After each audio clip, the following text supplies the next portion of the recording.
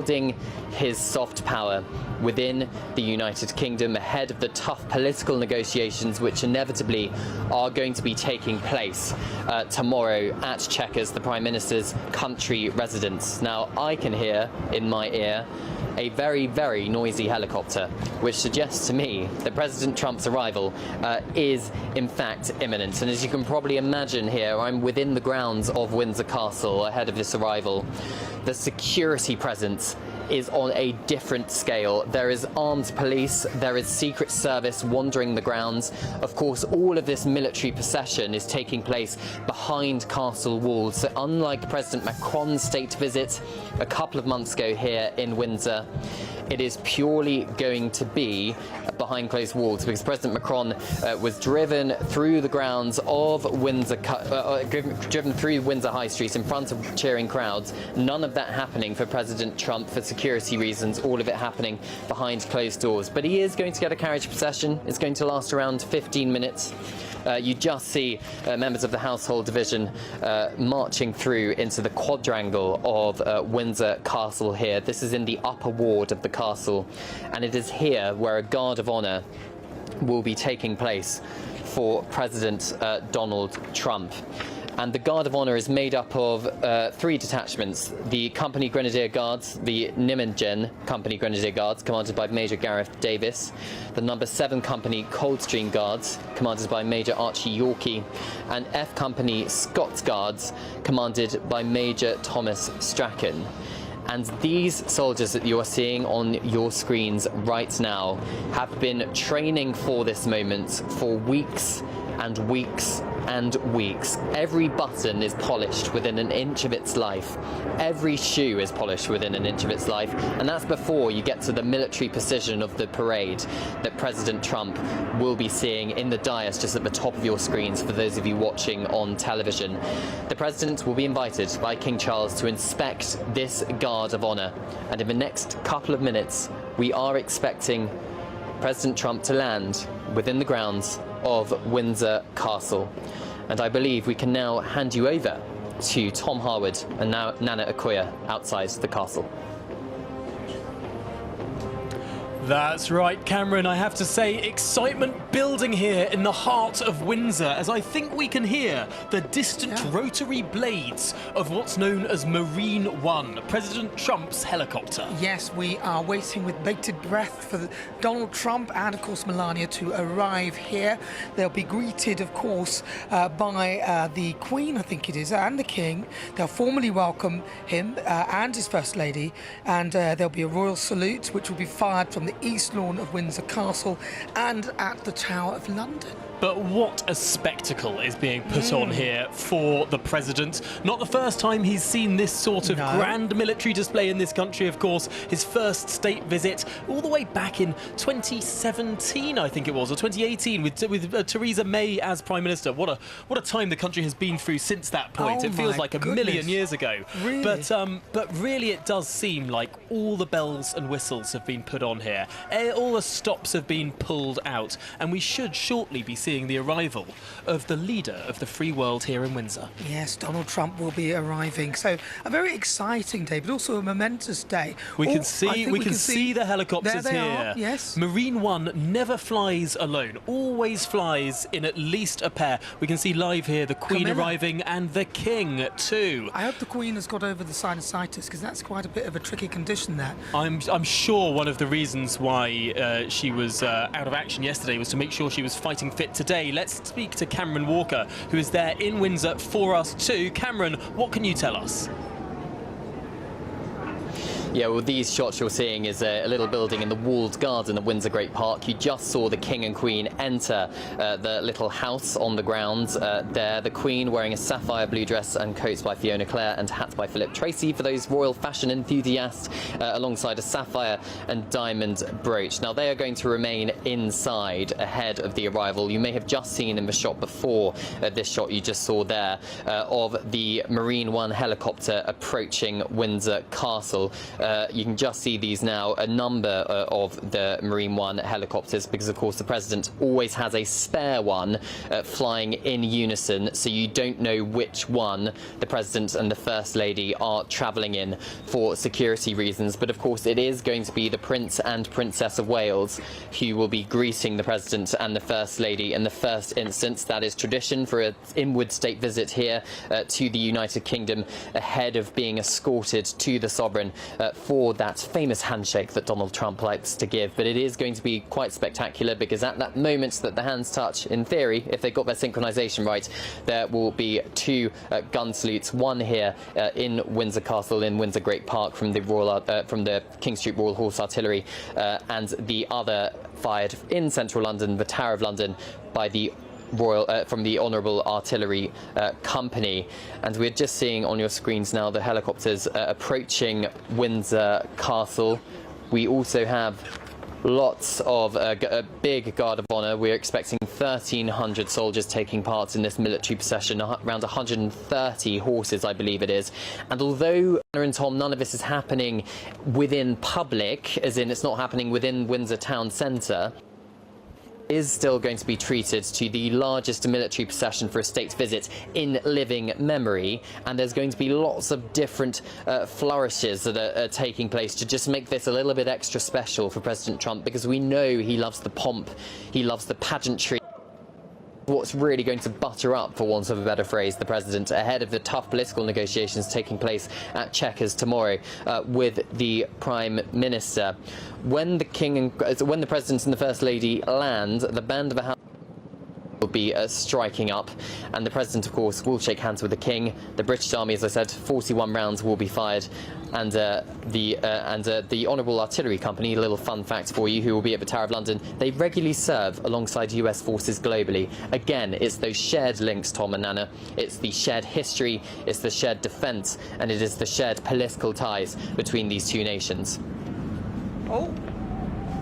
Well, Cameron, I have to say we can hear, actually, just in the corner of our eyes from our position here at the front gate of Windsor Castle, we can see some of these helicopters going overhead. This is all choreographed to within an inch of its life. Of course, we saw the King and Queen head in just moments before. We are now hearing those heavy rotisserie blades of these helicopters, the twin Marine One helicopters, a Chinook between them there, and a fourth helicopter just off screen as well, as part of this formation that we're seeing now heading towards Windsor Castle. And I've got to say, a lot of people are out there hoping to maybe catch a glimpse of Donald Trump, but they're not likely to, are they? Because he's not actually going to touch down. Will he be touching down in view so we can all see him? He'll be touching down behind the high walls of Windsor Castle. So whilst people gathering here, just down the road there on the high street, there are some numbers of people who've turned out, but not as many people as we perhaps would have expected to turn out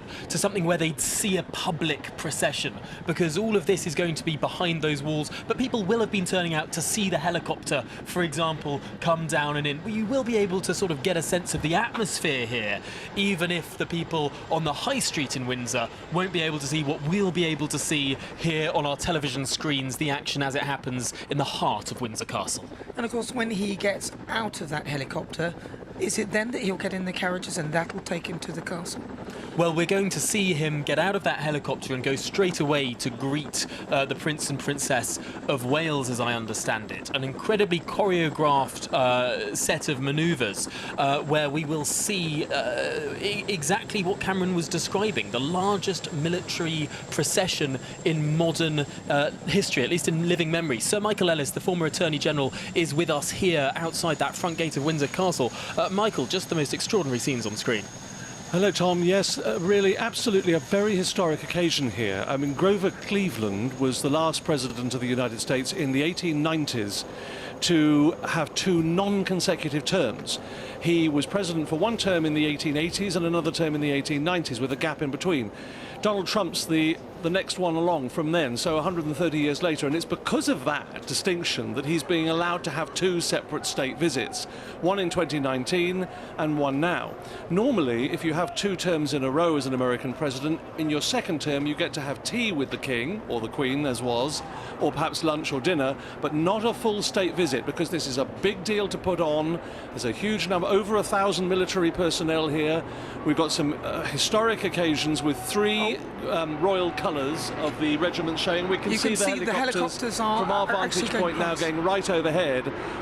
Marine One doesn't normally, I think, have 4 helicopter escorts. It normally has 1, but I suspect the Royal Air Force is doing its bit here to show its colours. They mustn't be left out. I think we'll also see some RAF military personnel lining the route of the carriages as well, because the carriages are, and this is going to be another historic aspect. I don't think we've seen a President of the United States in a horse-drawn carriage for many decades, for security reasons. So when do they get in the carriages then? That's the bit. I think it'll be quite soon after they land. Yeah. We're expecting the gun salutes, so there should be a 21-gun salute for the President of the United States, which is as high as it tends to go nowadays. 19 guns for a head of government, so a Prime Minister only gets 19. A President will get 21, and we should see that. They'll fire them from here. We should be able to hear that too from our vantage point in front of the castle here. We've got a great vantage point here at GBNews. But the reality is the carriage ride is going to be really special, and I think we're going to see quite a lot of the President's senior aides as well, Tom. They're going to get some treats, because I think there's going to be several carriages involved, and some of the carriages behind the King will include his aides as well, so they're going to have a whale of a time. Well, this is what Cameron Walker was telling us, isn't it? Today is all about the ceremony, perhaps even buttering the president up before the politics begins at Chequers tomorrow. Less political discussion today. Today, more about showing the best of Britain, what we have to offer. And I have to say, from our vantage point here, right at the front gate of Windsor Castle, we are hearing a lot of activity overhead. We are hearing the roar of these helicopters as they come in. We believe the helicopter on screen that we're looking at now is carrying the United States President. It is Marine One, and we should be able to see Donald Trump landing for his royal landing, and another helicopter going past, a police helicopter to ensure safety. Cameron Walker is on the ground for us. Cameron, the excitement here is just building and building. Yeah, I can imagine, Tom. It is here as well inside the Windsor Castle grounds. All of us shot out of our media tents to make sure we got a glimpse of the Marine One helicopter, which you can see on your screens now. And it is a unique move that it's actually landing in the walled garden of Windsor Great Park. It's one of a number of flourishes really being added to the US President's second state visit, unprecedented state visit, landing on the lawn, nestled within the private home park, and it is the Victoria House which is going to be launching this historic trip, and it's a very little known little cottage really, nothing compared to Windsor Castle or Buckingham Palace or the White House. It is really unique, but it's allowing President Trump to see the, let's say, the private part of the royal family's back garden essentially. Because what he cannot do, and what his security services appear have not allowed him to do, is have a carriage ride through the streets of Windsor, unlike President Macron did in France just a couple of days ago. For those of you listening on the radio, we are seeing the Marine One helicopter just hover a couple of feet above the ground and is slowly landing within the walled garden of Windsor Castle. And it is a real unprecedented move that this is taking place right now. We've got the Prince and Princess of Wales on standby to greet the President. As we've been saying, it is the largest military display that has taken place for a state visit in living memory. 1,300 members of the British military, 120 horses, including 160 Royal Marines, 1,000 from the British Army, and 140 from the Royal Air Force. And of course, as Michael Ellis was saying there, Sir Michael Ellis, it's not just 2 carriages, so we're not just getting the King and the President in the Irish state coach and the Prince and Princess of Wales and the semi-state landau and the Scottish state coach carrying the Queen and the First Lady. There's lots of other coaches carrying a number of President Trump's cabinet. So, for example, we have Marco Rubio, the Secretary of State. We've got Scott Bensant, the Secretary of State for the Treasury. And we have the assistant to the president. We've got Susie Wiles, the chief of staff, all of them being treated to a carriage ride. So it's not just President Trump being treated to the royal welcome here, it's his entire political team, which I would suggest is also quite unprecedented here. It's like the British government and Buckingham Palace, as in the royal household, is trying to get the entirety of the Trump cabinet on Britain's side. So when it comes to those tough political negotiations taking place tomorrow, they're all in a good mood. They've all been wined and dined by the British head of state, the King, head of an unbroken line that goes back over 1,000 years, far older than the United States of America itself. And we know that President Trump, of course, loves the pomp and the pageantry. His mother is Scottish. He has an affiliation with the British Isles. He loves the royal family. He describes King Charles as his friend. This is something he wanted to accept. There was a commentator earlier saying that, well, the United Kingdom is lucky to have the president coming for a visit. Well, let's just remember here, this isn't President Trump coming to the United Kingdom to greet the Prime Minister Starmer. He's coming here because he wants to greet and spend time with His Majesty King Charles III, the son of Queen Elizabeth II, who President Trump had such respect for during his first state visit and did throughout her reign. And on the day the Queen died, President Trump was live here on GBNews telling us about the memories he had of the late Queen Elizabeth. And later on today, President Trump will be visiting Her late Majesty's grave inside St George's Chapel with the First Lady, Melania Trump. And it is something we think that President Trump really wanted to do. It's incredibly poignant, Tom.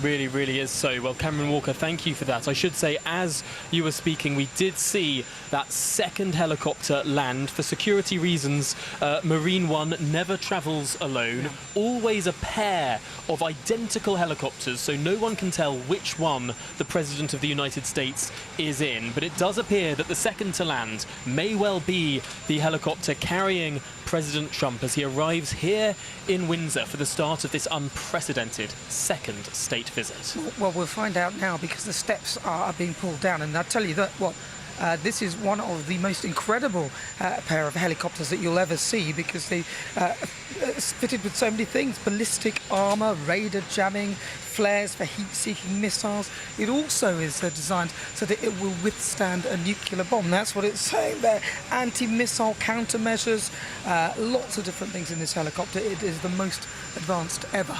And it is extraordinary to see. This is the same helicopter, of course, that the president has taken so many times from the south lawn of the White House. He's very used to getting into Marine One, takes him to Joint Base Andrews, flies him all over the world.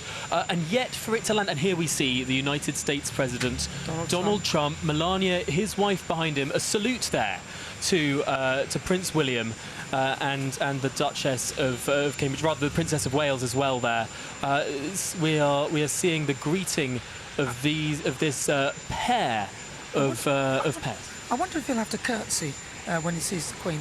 Well, it is interesting to note he's not wearing his signature red tie, but a purple affair, a purple hat from Melania as well. Cameron Walker inside the grounds there. What more can you tell us?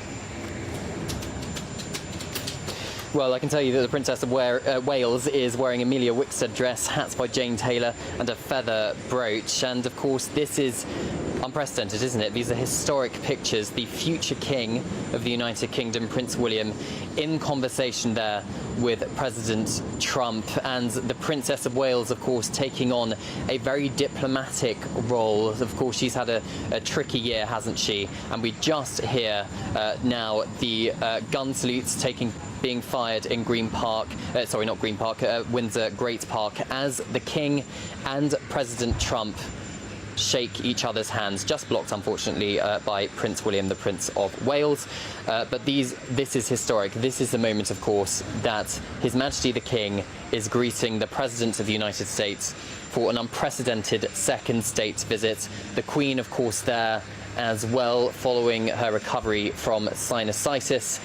And this is the let's say, informal mingling ahead of the formal carriage procession, which will be taking place very shortly. As the President has shaken hands with the King, the British Army is firing gun salutes of 41 rounds from 6 First World War era guns on the east lawn of Windsor Castle. That's the King's Troop Royal Horse Artillery doing that. This is the President and the First Lady greeting the principal private secretaries of the King and Queen, Sir Clive Alderton and Sophie Densham. So they're basically the King and Queen's right-hand man and women who advise them on constitutional matters and are the bridge between the British government and the royal household. So they are with them pretty much all day, every day, the King and Queen, their personal staff there.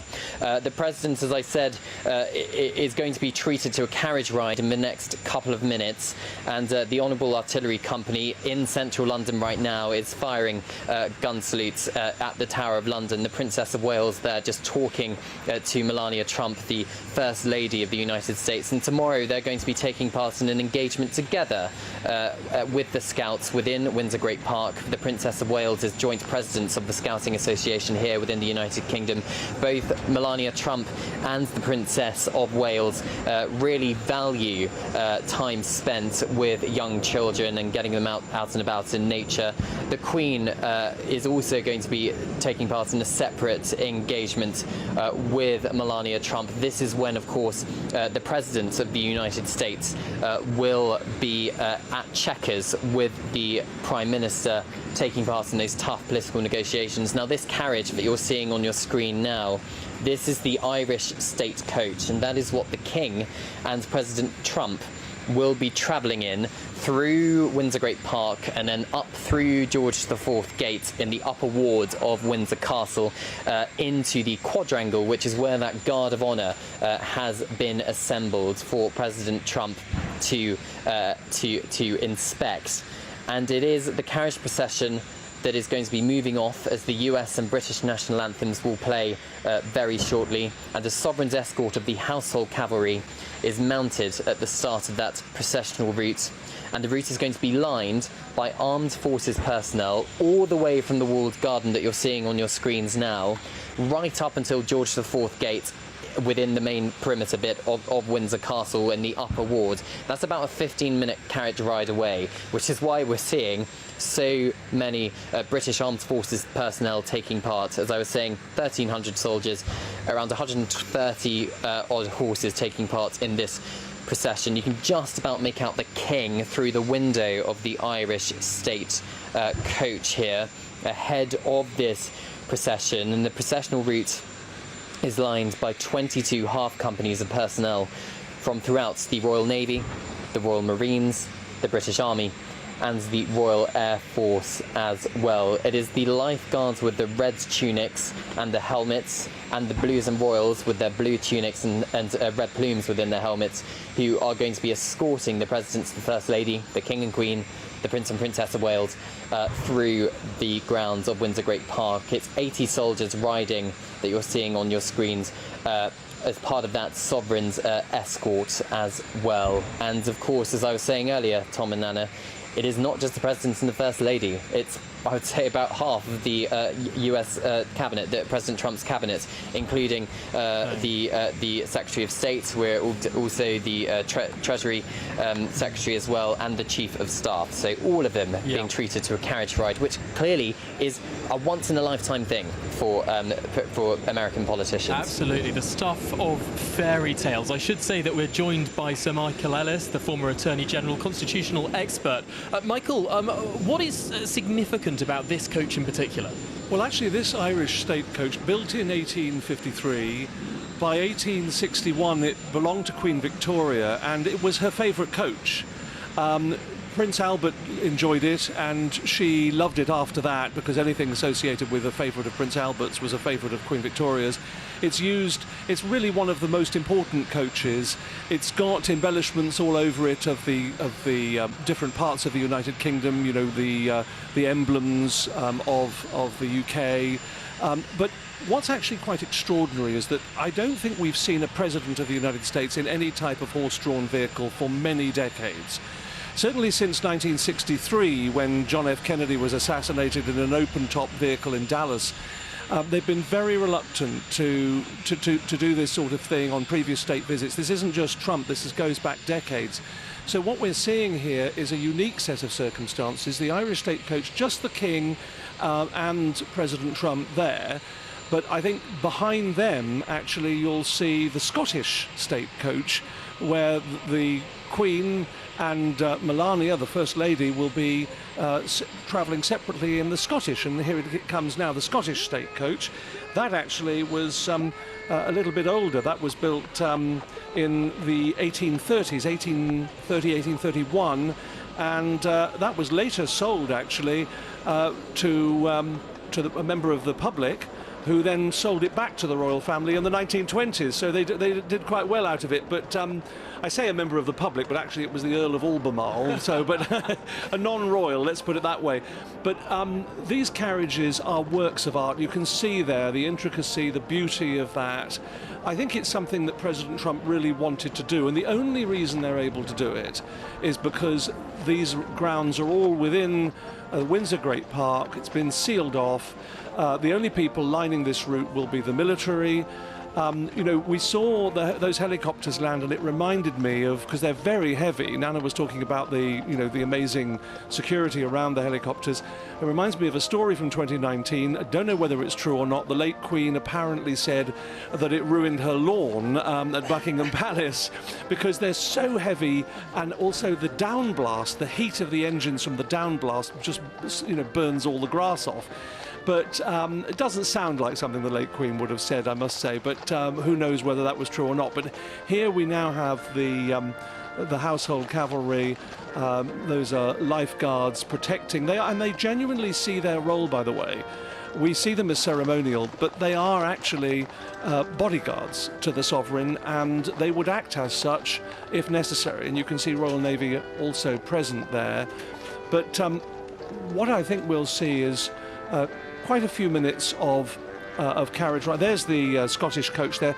Quite open, that one, isn't it? With a lot of glass. You can actually see Melania and the Queen quite well there through that grass. And as Cameron was alluding to, after the lifeguards pass by, there's other coaches, and some of the officials are really going to get a treat here, because we can see, I think Prince William and Kate will be in this carriage. Right, well, let's turn straight back to our royal correspondent, Cameron Walker. What more can you tell us? Well, of course, you can just see the Prince and Princess semi-state Landau carriage. Just before that, as Michael Ellis was speaking, you heard the national anthem of the United States and the United Kingdom being played by His Majesty's Royal Marines Band Portsmouth, also known as the Royal Band. And as you can see on your screens, it is the Royal Navy's ceremonial guard in this first section, lining the route from the Rose Garden, where very near to where the Marine One helicopter landed, to Frogmore House. This whole procession route taking place towards the castle is going to be done in 3 sections, and we've got the lifeguards just ahead of King Charles and the President's carriage, the Irish coach in their red tunics and helmets with white plumes. The farriers even are distinguished by the axes as they carry on parade. The field officers of the Sovereign's escort are Major Charles Onslow of the Blues and Royals and Major Thomas Stewart of the Life Guards, and the processional route is lined by 22 what's called half companies of personnel from throughout the Royal Navy, Royal Marines, British Army and Royal Air Force. So it really is a bit of everybody who are taking part in this military procession. Now, this second section that you're seeing on your screens now with the Blues and Royals in the distance is made up of the Royal Air Force, the King's Colour Squadron, lining this part of the parade route. And this carriage procession is expected to last, we think, around 15 minutes, all the way up to George IV Gate in the upper ward of Windsor Castle. And when the President goes through that archway with His Majesty the King, a very famous, very old archway. That is when they will emerge into the grand quadrangle where the Guard of Honour is ready to be inspected by President Trump. On your screens now, you are just seeing, you're seeing a horse which is a little bit frantic, but these are the Blues and Royals just beginning to canter up the road here towards the castle. And you can see the Royal Air Force lining the route, of course, as well. Tom, I'll hand back to you. Absolutely, just spectacular scenes that we're seeing here in Windsor. I mean, the stuff of fairy tales, really. I imagine when Americans think of the royal family, they think of the sort of Cinderella-style horse-drawn carriages, gold, processions, all of the things that we're seeing here. It's a show being put on for Donald Trump. Well, that's right, and there's nowhere in the world that does it better than us here in the UK. But what I really liked was when they had the greeting and they met the Prince and Princess of Wales. I love the way all the women sort of huddled together, looking and chatting, as we always do, and then their lads chatted together, the guys together, and it just felt like quite a friendly occasion, didn't it? And I think Catherine's excellent. Isn't she so excellent? Wonderful. And, do you know, the late Queen used to use clothing and the colour of clothing as the language of diplomacy, and there are some Trump watchers who are starting to pick up that he wears coloured ties depending on the circumstance. He often wears red ties when he wants to project power, so at a G7 meeting and things like that. But I think off air, Nana, I mentioned that I wonder whether he'd be wearing a purple tie, and he is. And I think also the First Lady is wearing a shade of purple, so they are recognising this. I think it's really important to them, and I think he would have particularly wanted this carriage ride, and he'll be loving this. Of course, purple, not just a more muted colour, but also traditionally a royal colour. Absolutely, because it was very expensive to make in the old days, because it was made from a type of mollusk in Roman times, which is why it was associated with the Roman Caesars. But of course, now it doesn't cost any more than any other colour. But of course, that's how it originally got its royal connotations. Similar, actually, to the scarlet colour, which was more expensive to make in olden times, which is why they think that became a colour associated with royalty.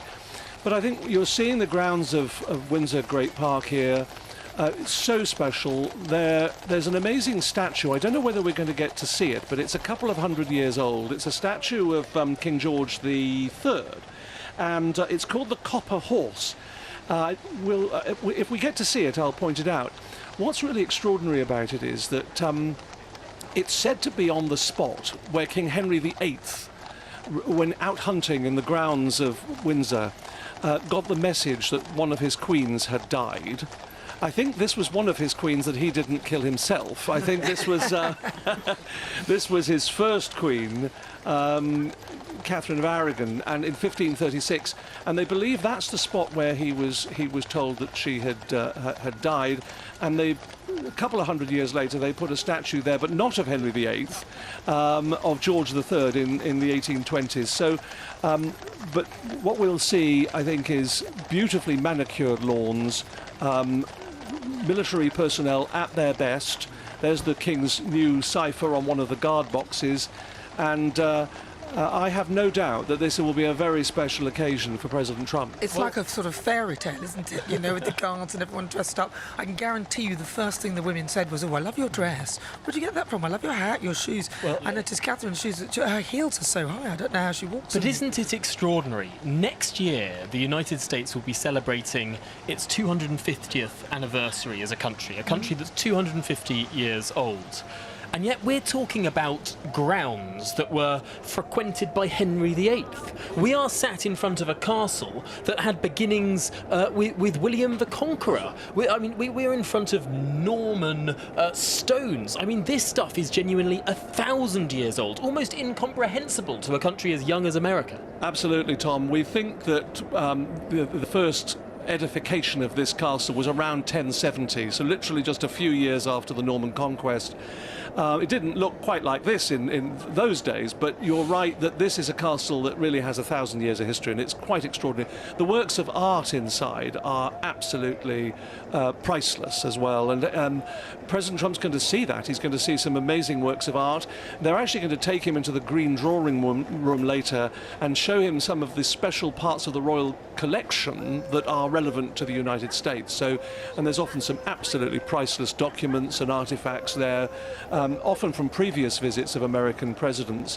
What's quite extraordinary about this, they'll go into the quadrangle of the castle before too long, and we've never before had, it's another historic occasion, 3 of the regiments of the Household Division all displaying their state colours at the same time.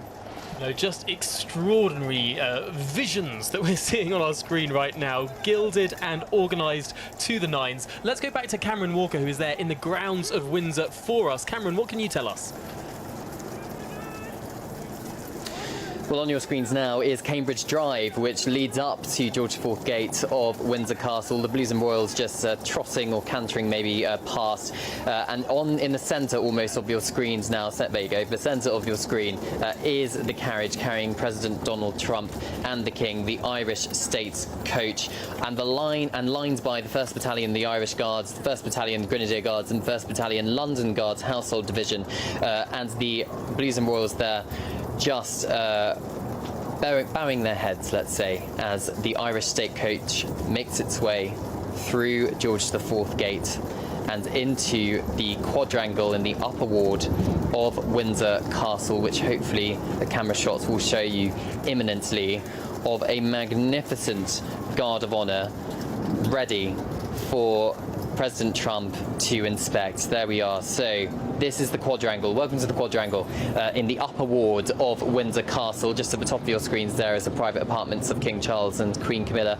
They're just doing a sweep round of the whole quadrangle, and that is where the King, the Queen, the Prince and Princess of Wales will invite President Trump and Melania Trump to step upon the dais, ready to inspect the Guard of Honour, made up of Nijmegen Company Grenadier Guards, commanded by Major Gareth Davis. We have the No. 7 Company Coldstream Guards, commanded by Major Archie Yorkie, and F Company Scots Guards, commanded by Major Thomas Strachan.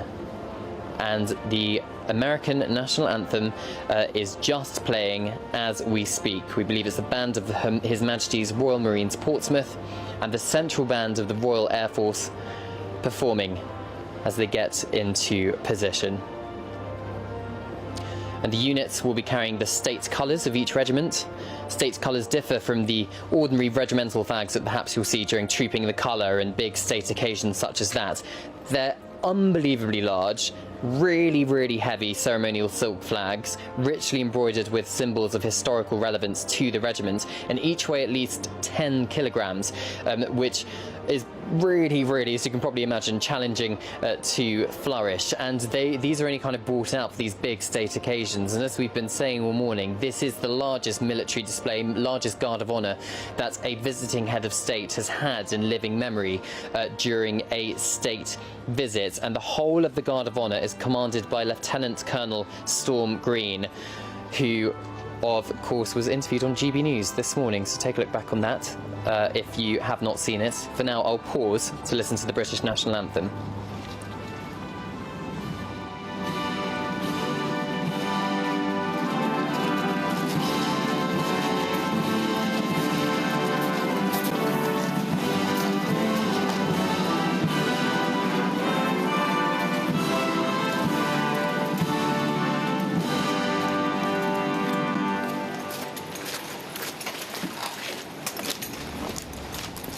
And of course, this is of course the first time for such an occasion that we've actually got 3 state colours that feature. Michael, why is that?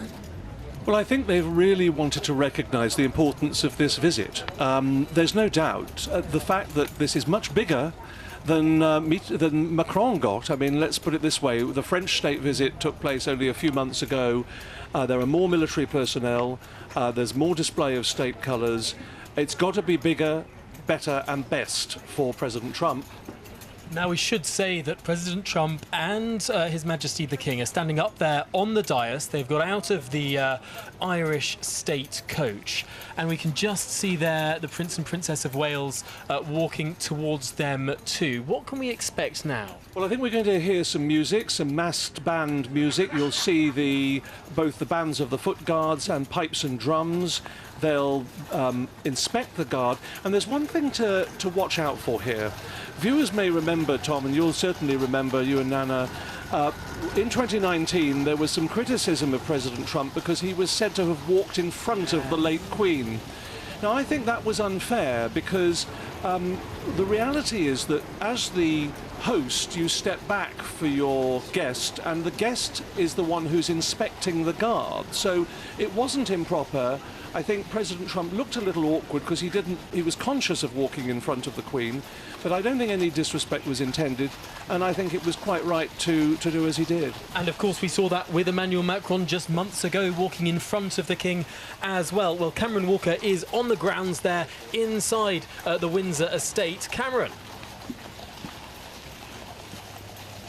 Yes, I wouldn't be surprised, Tom, if President Trump does walk in front of the King when he's inspecting the Guard of Honour. As you were saying, that does happen. That did happen with President Macron of France just a few months ago, and that is because it is the King inviting his visiting head of state, President Trump in this instance, to inspect the Guard of Honour.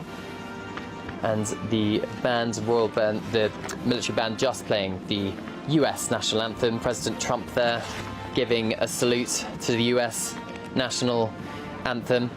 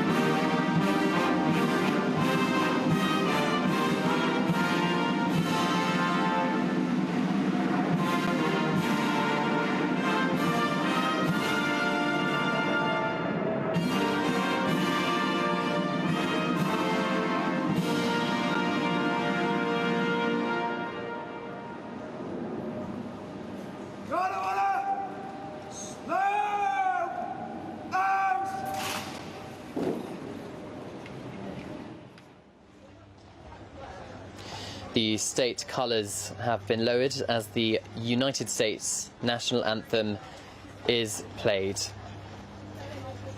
And very shortly we will expect Lieutenant Colonel Green to invite President Trump to inspect the Guard.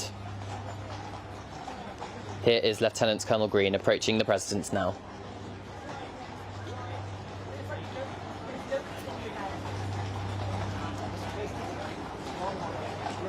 Now, I'm going to tell you what he is saying to President Trump because I don't think a microphone is picking it up, but he is saying, Lieutenant Colonel Green, Mr. President, the Guard of Honour of the Grenadier Guards, Coldstream Guards and Scots Guards is present and ready for your inspection.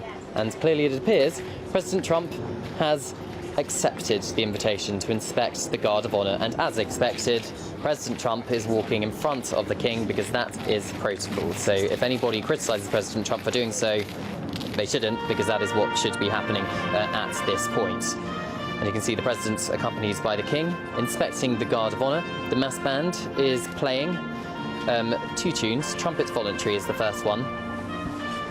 And as we've been saying, isn't it notable just how much of a gap there has been between the President and the King compared to last time?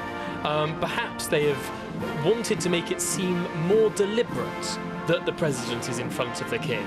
I think it does look like a much more choreographed and deliberate action from both men than it was when the Queen was there, which was perhaps more ambling.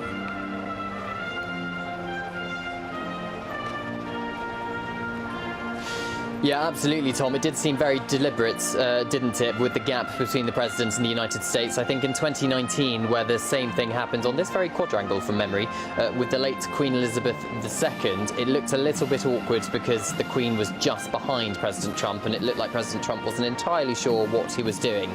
This time is different.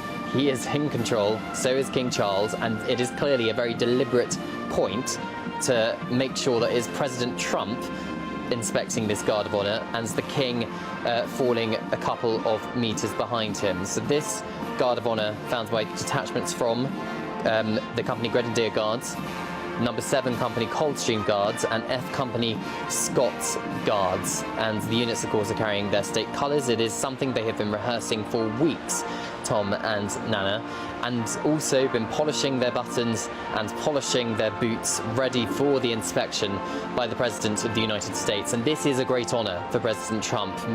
There is no question about that. Not only is it a large guard of honour, it is the largest ever in living memory for a state visit. And this is just the first in a long line of treats that King Charles has for President Trump, who is clearly known for his love of pomp, of pageantry, and of feeling like the most important person in the room. And we are seeing that here. And the British government's gamble, their ace card, is that King Charles's soft power, or wielding a soft power, is going to pay off in those political negotiations tomorrow. But the mass bands of the Grenadier Guards, Coldstream Guards and Scots Guards you can hear playing at the moment, joined by 4 drum majors of the Household Division, and wearing, of course, their distinctive state dress, which is only brought out for these occasions. The President there just talking to a member of the Coldstream Guards, which you can see from their red plumes in their bearskin hats, caps even, and buttons and pears on their tunics. And the King bringing President Trump back to the duck. And Nana. Absolutely, it looked so much more choreographed than last time. You could really see a very deliberate gap between the two leaders there, between the King and the President. Sir Michael Ellis. I think I actually saw the King at the beginning even signal to the President to go ahead of him. It was a very deliberate move. They know that that criticism from 5 years ago, 6 years ago, I think was unfair. It is the guest who inspects the guard. That's the whole point of it, and it's right that the guest should go first. Interestingly, Cameron pointed out how the officer commanding comes and invites the guest. Traditionally, the officer speaks the language of the visitor. So when the Emperor of Japan came, he'd learnt that in Japanese. Do you think he put on a bit of an accent for the President? Well, you never know. It might be tempting, I think, but I think the President would have really enjoyed that. And what's interesting, this quadrangle used to have a statue in the middle of it of Charles II from the 17th century. It was moved out of the way in Victorian times. It used to be right there in the middle of the green grass that you can see on your screens now. It was moved out of the way because even in Victorian times it was getting in the way of the soldiers marching. So it's still there, but it's sort of behind the camera at the moment. So, but this is the upper ward, as Cameron was saying, of the castle, and a really intimate part of the castle because it's along these sections where the royal apartments are. They're going to be going in for lunch soon, but before that happens, you can see the senior officers saluting now because the guns that are drawn by the artillery here are the equivalent, as strange as it may seem to non-military people, they're the equivalent of their colours. These guns, which are from the early 20th century, from the Boer War period, they are the equivalent of the colours, and they get treated with salutes as a consequence. And I think the President's enjoying being on the dais here as they come by.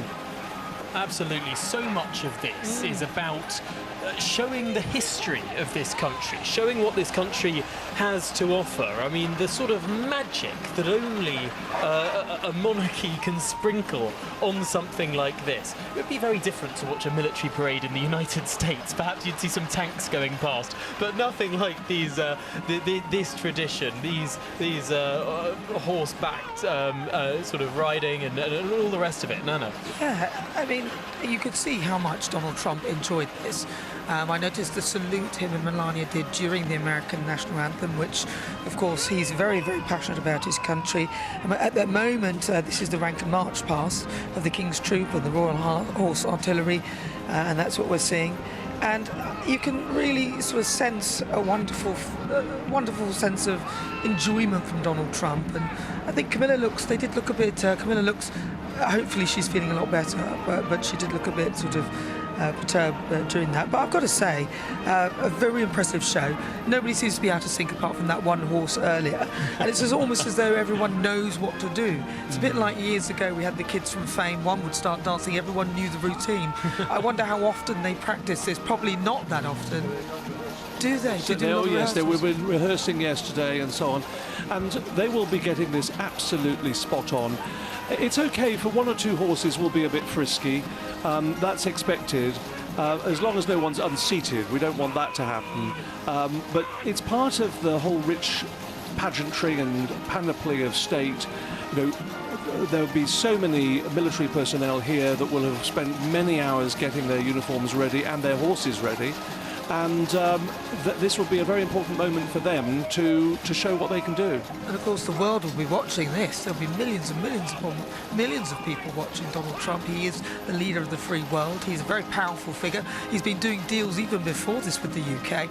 Now, I suspect Keir Starmer might be thinking perhaps we can get that trade deal slightly lower, that percentage. Perhaps that might be an opportunity for discussion. Certainly, but I think all of these discussions are for tomorrow rather than today. As Cameron Walker was telling us, I mean, this is the sort of buttering up. Interestingly, the Treasury Secretary Scott Bessent in that parade too, the Secretary of State Marco Rubio there as well as some of those senior White House figures. I mean, these are the people that are going to be doing the hard yards of that negotiation, perhaps. So those are some really significant individuals to involve in what is a really great honour here at the heart of Windsor. Let's return now to Cameron Walker. Hi there, Tom. Well, we can just see now, of course, the Guard of Honour presenting its arms to the standards, and we have seen just in the last few moments the Sovereign's escort of the Household Cavalry Mounted Regiment and the mounted troops of the King's Troop Royal Horse Artillery, who, of course, on the East Lawn, fired those gun salutes where the President and the King first shook hands in the walled garden of Windsor Castle. They brought round the World War I era guns for the President to see in real life. They were presented past the dais where the King and the President of the United States, the Queen, and First Lady Melania Trump are stood. And we're getting towards the end of this Guard of Honour military procession now. The march past of the Guard of Honour comprises of soldiers and officers, as we have said, from the Grenadier Guards, the Coldstream Guards, and the Scots Guards. And I think it's going to perhaps, Tom and Nana, be a welcome relief for these soldiers from the Household Division following this military display, because the world is watching, as I'm sure you have perhaps seen on your screens. The world's media is here watching these pictures of the British Army, who, of course, let's not forget, are combat soldiers as well. They are deployed around the world in combat and operational roles. They're not just for ceremonial purposes. This is the best British pomp and pageantry on display, and it just so happens that these particular regiments, it is their turn to do the ceremonial side of things, and they, we're told by the MOD, see it as a great honour to present a Guard of Honour to the United States President, to see the Coldstream Guards marching past there, giving a royal salute to His Majesty the King and, of course, the President of the United States. And I think the President will be pretty pleased with this honour being given during his unprecedented second state visit to the United Kingdom. Following this dais, following this guard of honour, we're expecting a bit of a private lunch taking place within inside the castle and inside the Green Drawing Room in Windsor Castle. The King will invite President Trump and First Lady to look at some royal collection items which, let's say, signify the relationship between the United Kingdom and the United States from the Royal Archives. And of course, we've got that magnificent banquet to look forward to as well, where the King and the President will be delivering speeches live.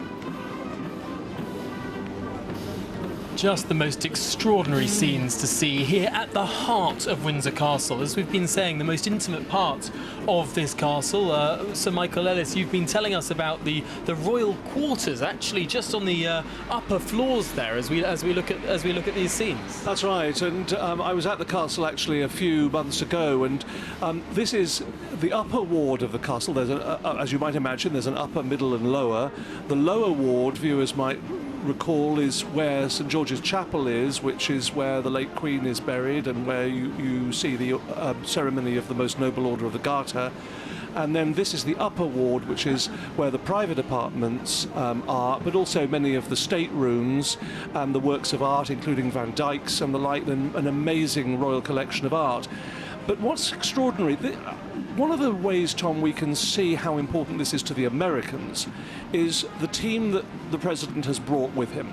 So apparently, as well as Marco Rubio, the Secretary of State, and Scott Bessent, the Treasury Secretary, you also have Steve Witkoff, his peace envoy, and actually, very interestingly, Susie Wiles, who is his chief of staff at the White House. Very important lady, not often in the public eye.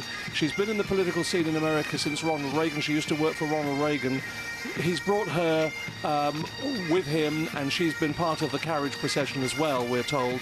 So he's brought an entire team with him of his top people, and I saw them there standing on the steps whilst their principals are in the, under the canopy on the dais there.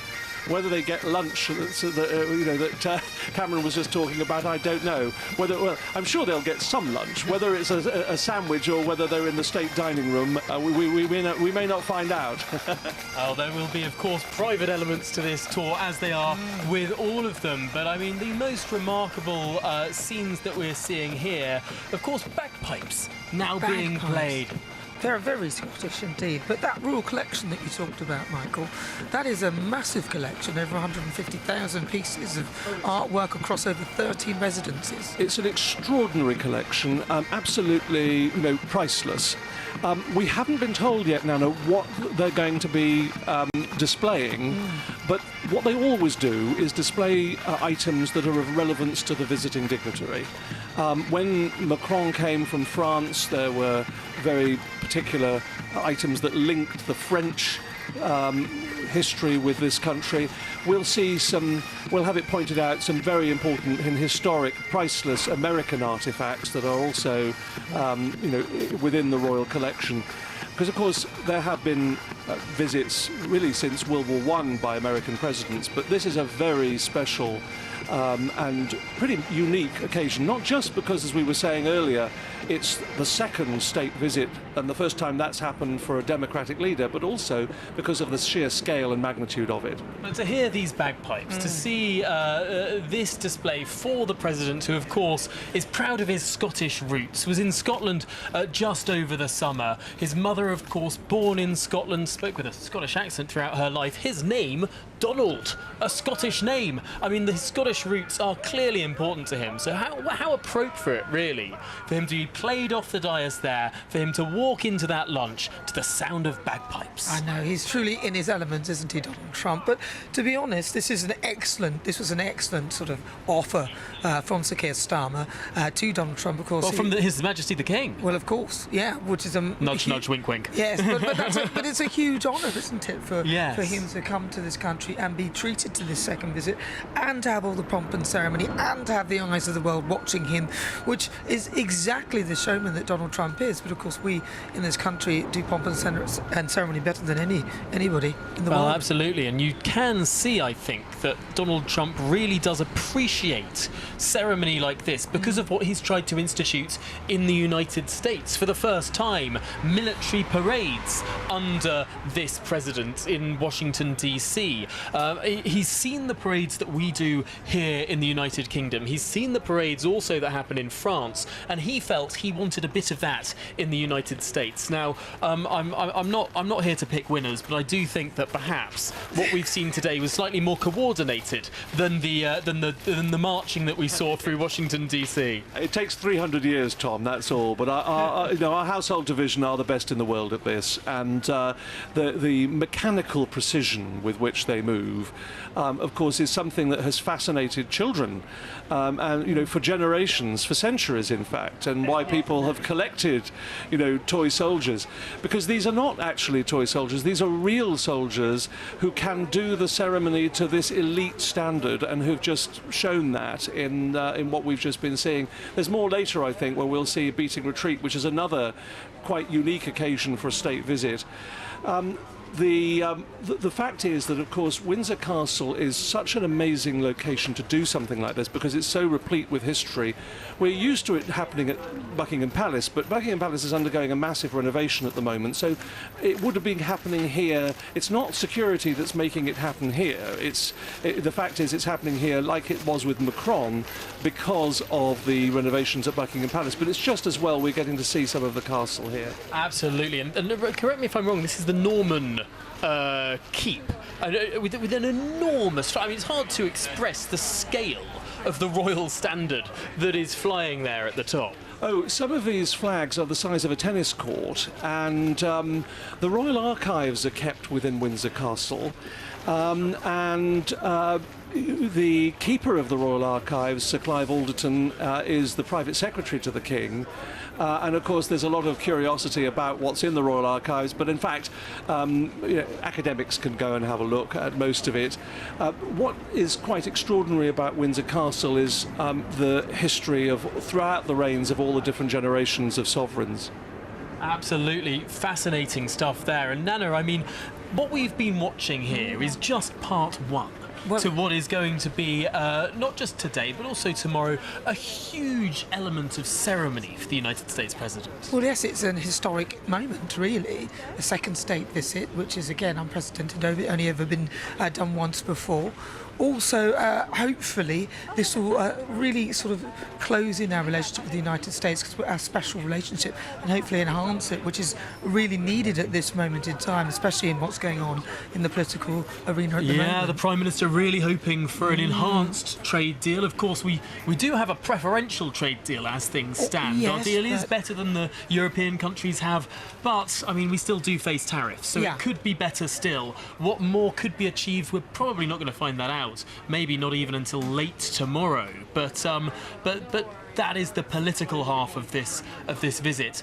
They'll be lunching at the moment inside Windsor Castle. Some time for the US President and the King to have more private conversation out of the watchful eye of the media, away from the cameras. That can be a really important moment. It will be. They'll be able to talk about some of the things that are happening in this country. I know tomorrow will be the big day when they'll be talking real politics, but it's that soft power that the King and the Queen have that could make all the difference to the negotiations. Well, so much more to come. This is Good Afternoon Britain on the 17th of September. My name's Tom Harwood. And I'm Nana Acquia.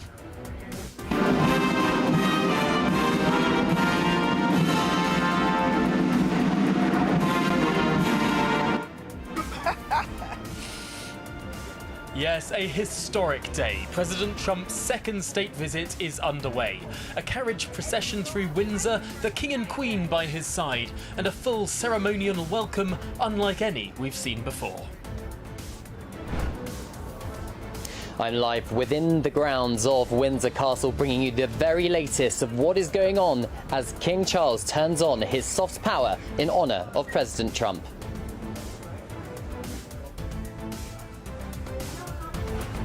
Overnight, protesters beamed an image of the president alongside Jeffrey Epstein onto Windsor Castle, and police are braced for more demonstrations today.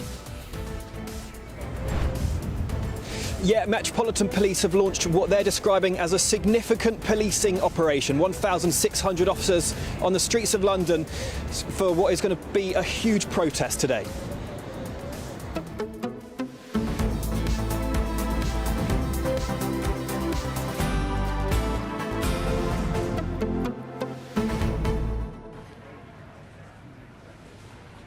Well, it's a huge day, and frankly, it's an honour to be broadcasting here right at the entrance gate of Windsor Castle. What better location, really, for today's episode of Good Afternoon Britain? I know, I was literally about to say what you've just said, but you said it for me. But honestly, this is a historic moment, isn't it? Yeah. And we're honoured to be here and watch all of the proceedings as they unfold.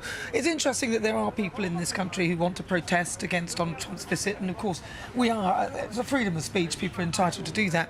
But I think people need to kind of look at this and see it as an opportunity to potentially improve our relationship with the United States and maybe get a better trade deal. Well, isn't it telling? A lot of the politicians who are not going to be marching today, who are not going to be speaking out against Donald Trump today, are the politicians in government who, the last time he was here, very much did speak out against Donald Trump, did march against Donald Trump. I mean, the Deputy Prime Minister, David Lammy, was one of the most fervent voices against the first state visit, and now, this time round, he's very, very happy for the President of the United States to come. What's changed? Well, they've gone from being opposition politicians to politicians in government. They have to recognise now that this country's economy is hugely dependent on our relations with the United States. Well, that's our right. security is too. So many different... I mean, you've got to respect the office, even if you don't respect the man. Well, it's true. And that's the problem. I think there's too much of this, oh, we don't want to do a deal with you. Oh, we don't want to work with you because you did that and you did that.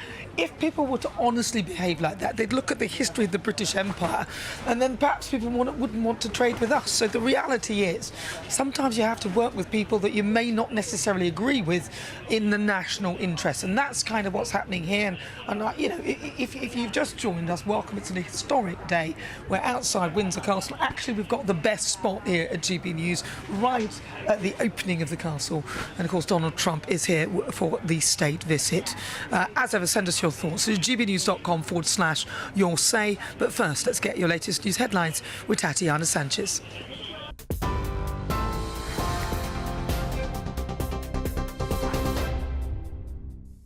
Good afternoon. The top stories from the GB newsroom. The King has welcomed Donald Trump to Windsor Castle as part of his second state visit to the UK.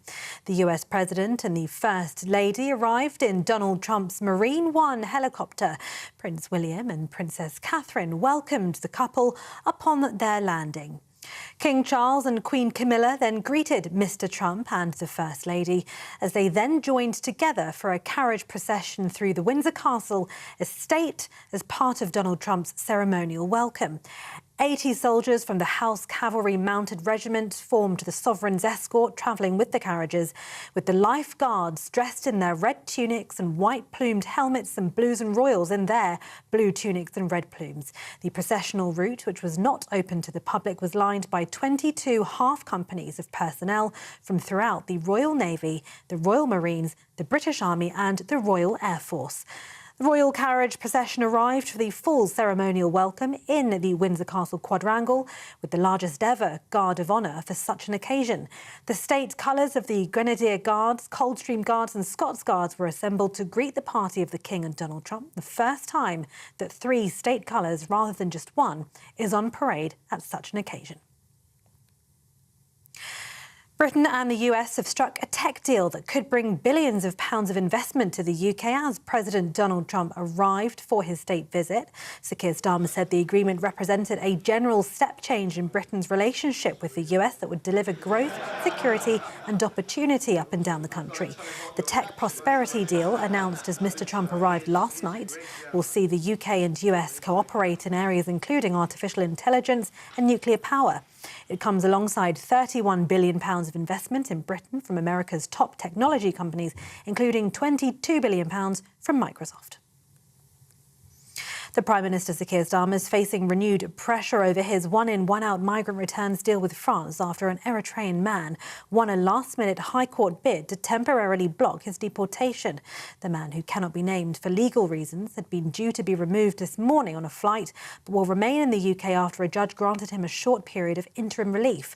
Lawyers acting on his behalf said the case concerns a trafficking claim and that her client, who alleges he has a gunshot wound in his leg, claims he is vulnerable and faces a risk of destitution in France. The Home Office defended the case, saying it was reasonable to expect the man to claim asylum in France. A Labour councillor has defected to Reform UK, claiming his former party is lost and mired in scandal. Mason Humberstone, who is Stevenage's youngest councillor, made the announcement in a post on X this morning. It comes after the defections by both Danny Kruger and Maria Caulfield, who both defected from the Tory party. A man who allegedly sent WhatsApp messages to 5 people within Westminster circles, including MPs, has been charged with blackmail and communications offences.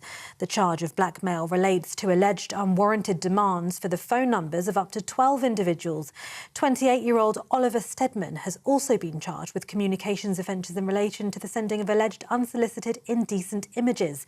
Last year, a string of men, mostly working in politics, revealed they had received unsolicited flirtatious WhatsApp messages from people calling themselves Charlie or Abby.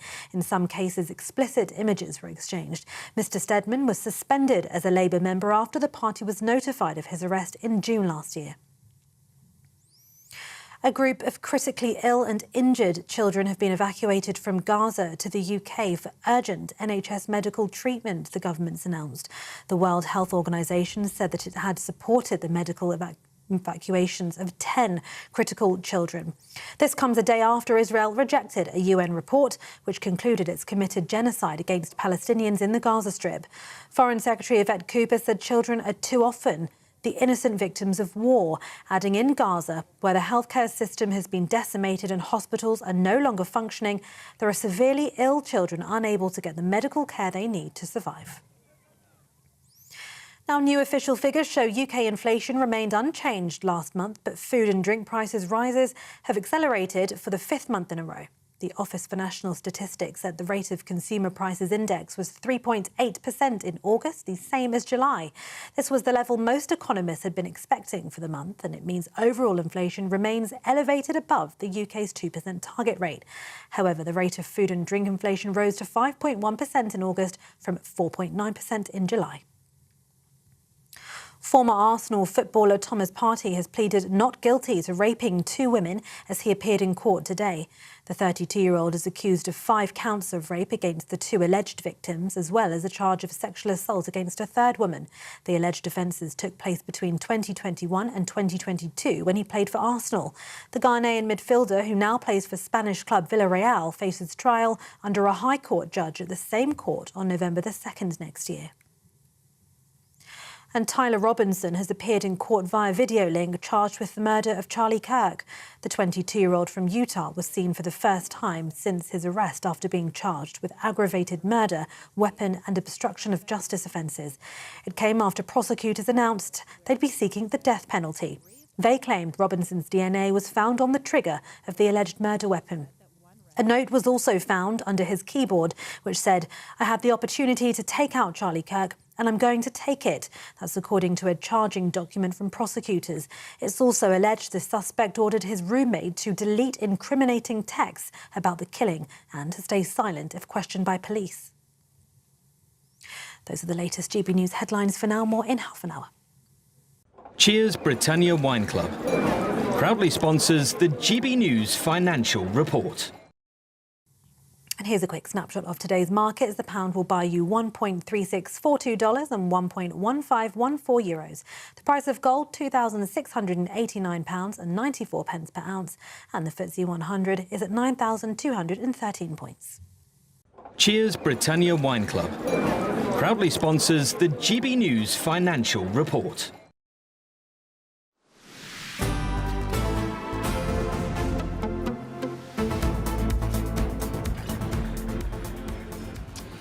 Good afternoon, Britain. It's now 10 minutes past 1, and we've just seen the most incredible full ceremonial welcome for the US President Trump, here at Windsor Castle. Yes, with a carriage procession through the estate, a guard of honour, and the US and British anthems ringing out before the President and the King expected the troops. So let's catch up with our royal correspondent who's inside the grounds of Windsor Castle for us. Cameron Walker can join us now. Cameron, it seems to have gone off without a hitch as thus far, touch wood. Yeah, I think you're pretty much right, Tom. I mean, where do I even begin? Because a lot has happened, of course, in the last hour, and also in the last few minutes, the beast, the president's presidential limo, has just driven past us here, clearly as a backup, because, of course, he arrives via Marine One helicopter with the First Lady of the United States.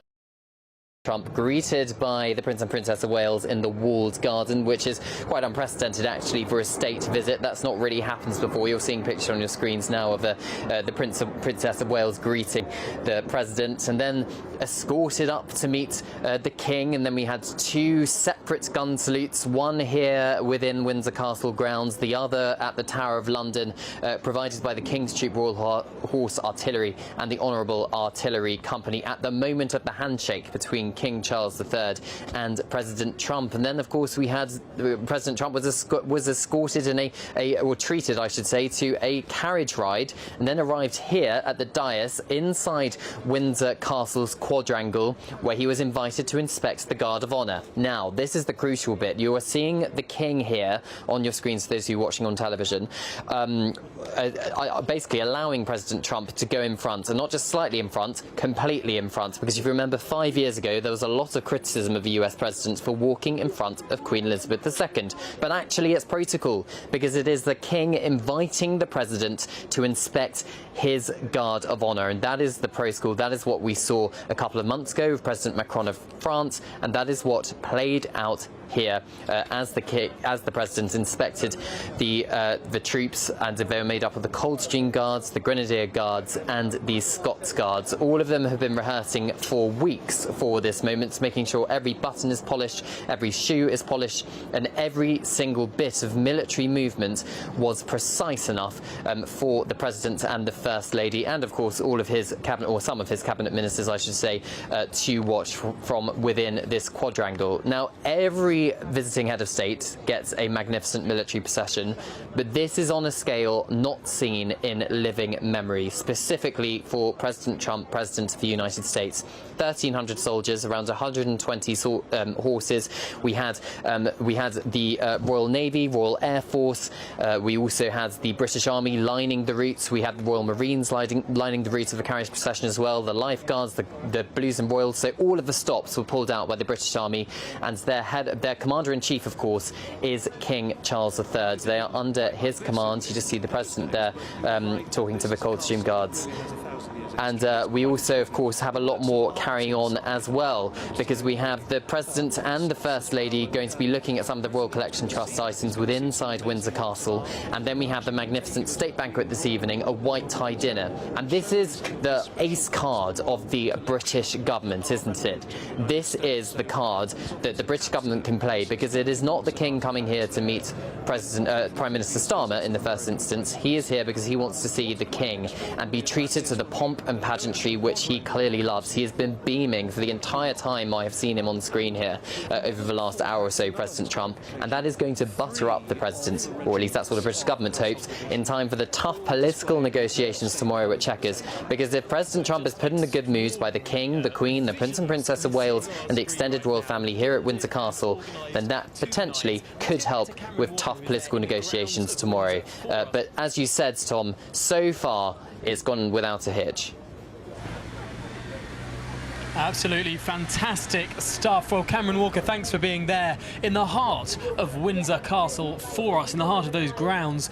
We're here just outside this glorious entrance, this gatehouse to Windsor Castle. Nana and I, that is. I'm delighted to be joined, however, by the former Attorney General, Sir Michael Ellis. Sir Michael, currently the King and the President are having tea, or at least lunch, They're having lunch, although it may feel more like breakfast, I suppose, with the President's time difference. But they're having lunch in the state dining room in the castle, private lunch.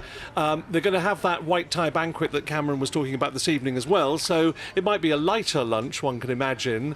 But it'll be an opportunity to actually chat away. Members of the royal family will be there, and the senior staff of the President will be there. Then after that, they'll be seeing in the green drawing room the royal collection that we've been speaking about. And we don't know what they're going to be shown in particular from the royal collection. There's 150,000 items in the collection. Some of them are absolutely priceless, some of them less so, but really historic. And they'll be connected to the UK-US relationship.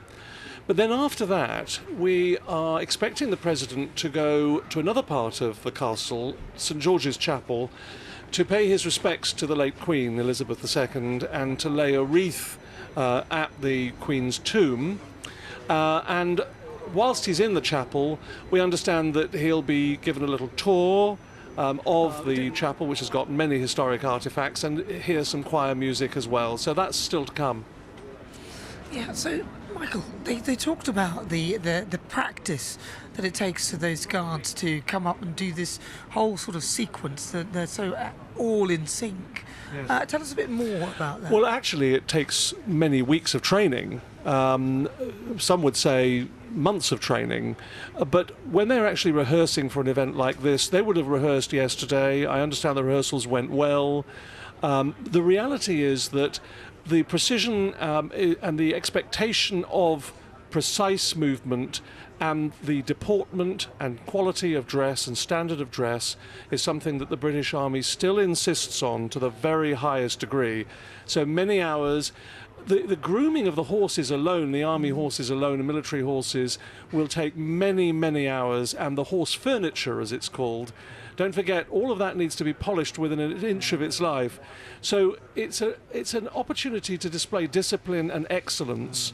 That's something that the British Army recognises is still valuable today. And traditionally, that is, of course, how the British Army has been able to deliver astonishing wins against the odds. I mean, from Agincourt onwards, it's been our precision, it's been our discipline that has been seen this island punch above its weight. But it was also, I mean, obviously, this is all a big security operation as well, and yes, it's actually the biggest security operation since the King's coronation, and it's sort of incredible how many people were involved in there. I know there was a 7-foot wall put around parts of the castle to ensure that the President and, of course, the King and Queen and all the royal family was safe.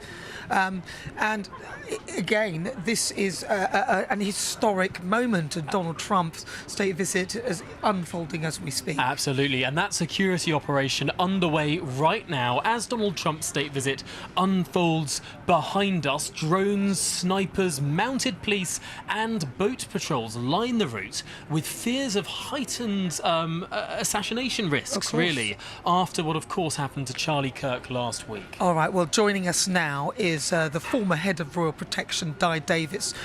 Di, welcome. Really good to talk to you. How difficult is it to sort of create a safe environment for such dignitaries? Well, if you're going to have anywhere, Windsor Castle is as good as we could provide. I'm delighted, like everyone else, that so far everything has gone well. There was a bit of a hiccup last night, as you know, with some people putting some stuff on the wall. However, let's get real. This is a very, very serious, and I can't remember, other than, as you say, the late Queen's funeral and indeed the coronation, where so much effort, time, and all aspects of security, A to Z really, like an onion, layers upon layers of security have been put in place, and I hope they continue to be, both today and again tomorrow. Movement is always a risk, and again they're going to use the helicopters, which is sensible, but there's a huge police operation, and I take my hat off to everyone, including the military, which so far have been incredible, and we should all be so proud of them. Yes. And indeed the police service that's protecting along with other agencies. And believe you me, what you see on camera, a bit like a duck really, is a huge amount of paddling going on underneath, and coordination of such a wide variety of people. I am absolutely certain that is going on, but of course a castle, traditionally a place to be, one of the safest places to happen. But Di, you do mention this hiccup last night. Some activists who were staying in a hotel opposite were able to project images on the outside of Windsor Castle. Of course, no suggestion of anyone breaching the walls, but even that will have made security quite jumpy about their securing the perimeter. Well, yes, and you would hope this morning every building that could possibly house an assassination attempt or any kind of issue would have been searched. I hope so. And clearly, preparation is key. And unfortunately, if you fail to prepare to the nth degree, it only needs one, as we've seen historically over the years, one lapse. And you mentioned Windsor Castle. There have been, as we know, lapses in security. I don't think on this occasion, I sincerely hope, every possible angle will have been looked at. Those in charge and those who specially coordinated would have looked at it from a terrorist point of view or a protester point of view, and I would have hoped there are contingency plans, in fact I'm sure there are, to deal with every eventuality. And this is as a bigger operation as I can really remember in my lifetime, and that's quite a long time. Is it a bit concerning, very briefly, Ty, because we haven't got much time, when they do draft lots of officers from different parts of the country who don't really understand the landscape, which we've seen has been a problem in, say, policing protests? Well, communication is key and preparation is key. And as I said, if you think of an onion, there are layers. The initial layers will be royalty protection officers allied and working with the Secret Service. And then you will inner and outer layers. And so you put your resources, well trained, I hope, and well prepared in those key areas, the pinch points where you determine any threat could be. And I'm sure Thames Valley, in coordination with the Metropolitan Police and indeed the military, will have looked at all aspects of safety. I hope so. Yeah. OK, well, Di Davies, former head of Royal Protection, a man who knows his onions. Thanks for joining us. Right now, if you just joined us, well, welcome aboard. It's 23 minutes after 1 o'clock, and it's time for the Great British Giveaway, our biggest prize to date, worth over £104,000, which includes £30,000 of tax-free cash and a 4-berth motorhome. Here are the details. It's our biggest, greatest Great British Giveaway to date. Your chance to win a prize package worth over £104,000. You could be driving away with this brand new Benamar Primero motorhome. With thanks to Marquis Leisure, this 4-berth home from home comes complete with integrated kitchen and bathroom areas, sky view roof light, and has all the tech you'd expect from the latest 2025 model. We'll also give you an incredible £30,000 in tax-free cash to make sure any adventures in your motorhome are taken in style. For another chance to win, text WIN to 63225. One entry costs £2.50 plus one standard network rate message. Or text BONUS to 63225. 5 entries cost £5 plus one standard network rate message. Go to gbnews.com/win. Entries start at £2.50. Call 0903 686 3232. Calls cost £2.50 plus your network access charge. Or post your name and number to GB16 PO Box 8690 Derby DE1 9TT. UK only. Entrance must be 18 or over. Lines close at 4 p.m. on the 31st of October. The winner will be contacted live on GB News, week commencing 10th November. Please check the closing time if listening or watching on demand. Good luck. Good luck indeed. Well, this is GB News. Good afternoon, Britain. So much more to come. Yes, we will be live at the anti-Trump protests taking place in central London. All of that and much more here live in Windsor too. You're with GB News, Britain's news channel.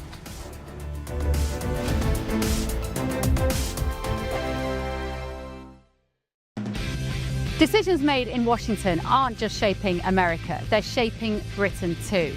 From migration to global security, from crime to health, Whatever happens in the White House today will be felt in your town or city tomorrow.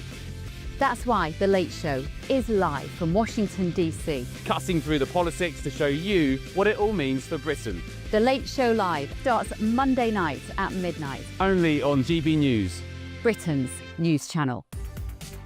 From the school run to the home run, watch a new show for all of Britain. He can say whatever he wants. A straight talking show where all voices are heard.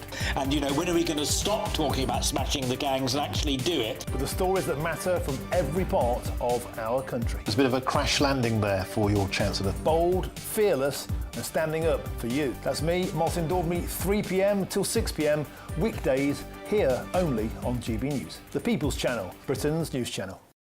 Westminster's full of talk, but out here, it's the real world. Am I allowed to talk No, now? that's it. This is where it matters, real people and real lives. That's what politics is all about. In fact, has Trump made a good start? No. Straight answers, no spin, and just a couple of pints. How many fingers have I got up? About 10. So join me for Lee Anderson's Real World every Friday at 7 p.m, only on GB News. The People's Channel, Britain's news channel.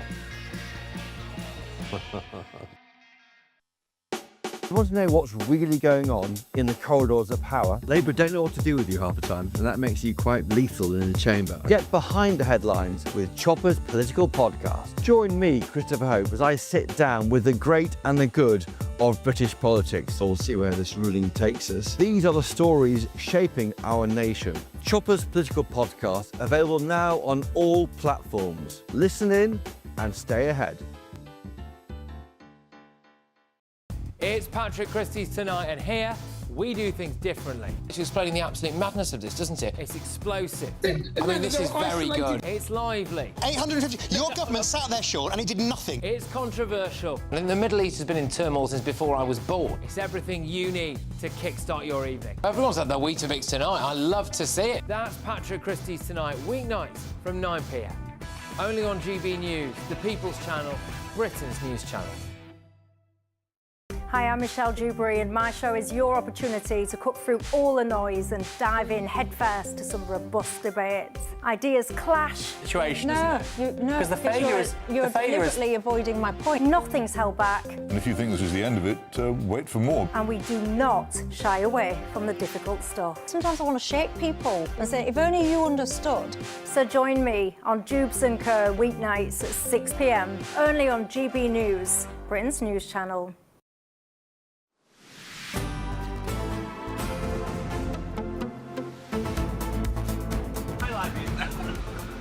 Good afternoon, Britain. As the spotlight stays on Windsor, demonstrations are breaking out across the country, not just against President Trump, but against the monarchy too.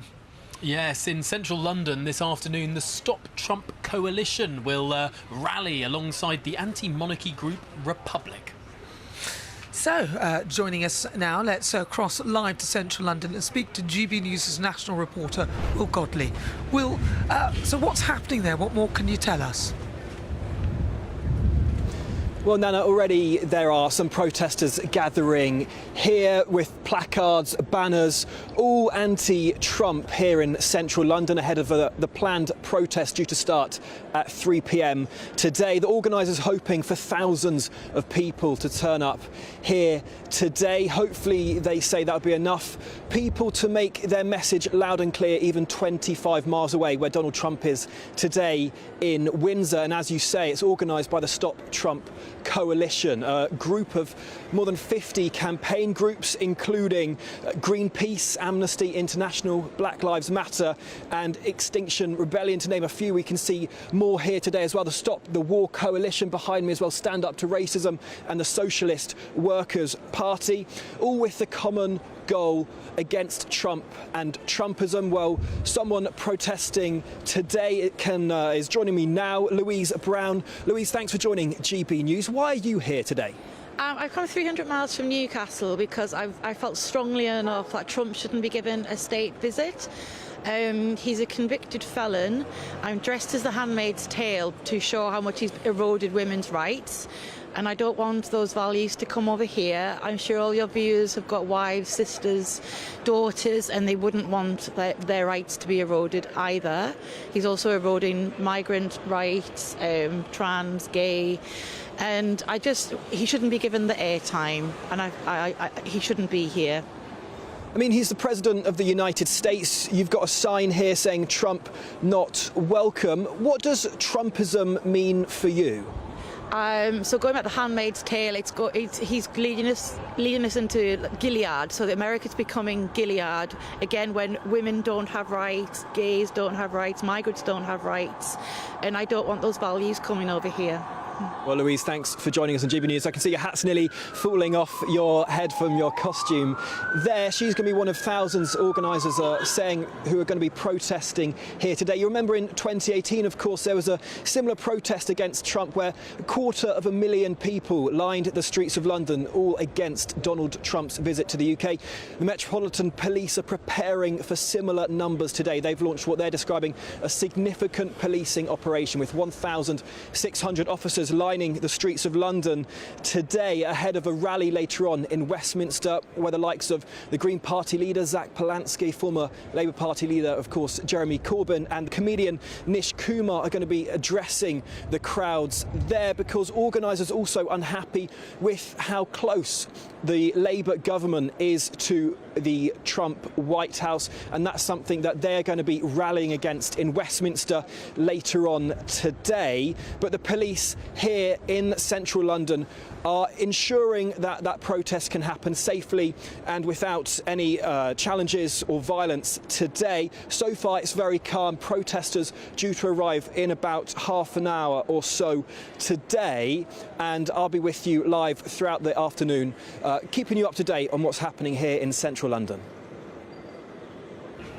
Excellent stuff, Will Godley. We'll be back with you as, of course, those numbers arrive, as the temperature perhaps turns up there in central London. But here in Windsor, much more to come. Yes, including more live coverage of President Donald Trump's historic second state visit. All of that and much more after your latest news headlines.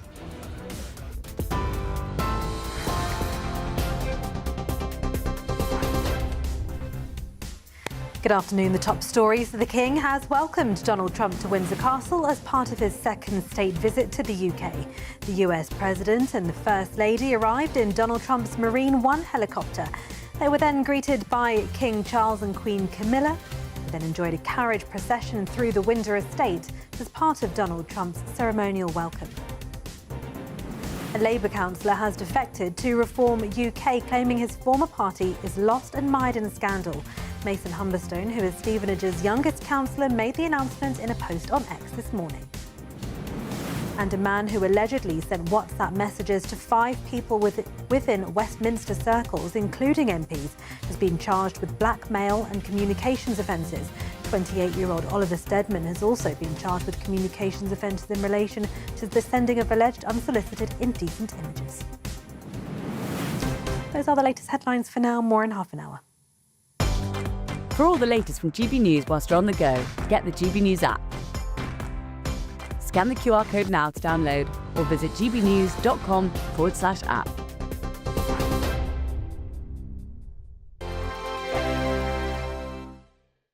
Hello and welcome to the latest update from the Met Office for GB News.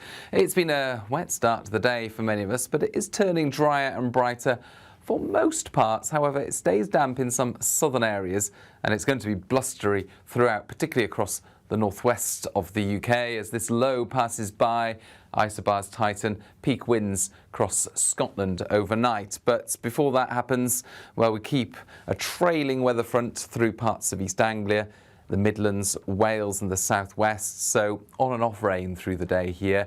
picking up a little bit again across South Wales, particularly over higher ground later, turning heavier and more persistent. Mild in the south and across some eastern parts, temperatures up to 21 Celsius. If we get some brightness coming through, and that's certainly likely to happen across North Wales, Northern England into Northern Ireland, parts of Scotland also seeing the cloud breaking up into the afternoon and evening as the weather front moves into the Northern Isles. Further showers follow for the northwest of Scotland. The winds pick up as well with gales around exposed coasts and hills.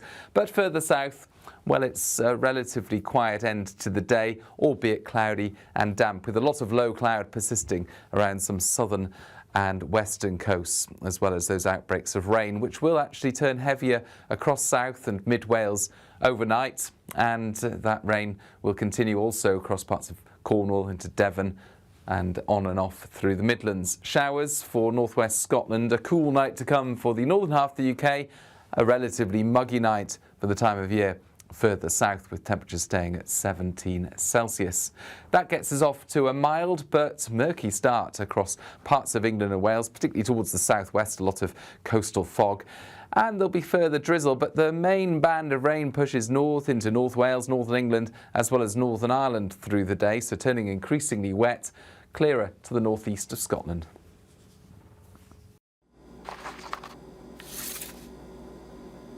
Crash Law 24 sponsors GB News Traffic and Travel Report. Good afternoon. This is the latest AI travel news from GBNews.com. The exit slip road from the M73 southbound to the M74 southbound at Junction 1, Maryville, is restricted due to emergency bridge repairs.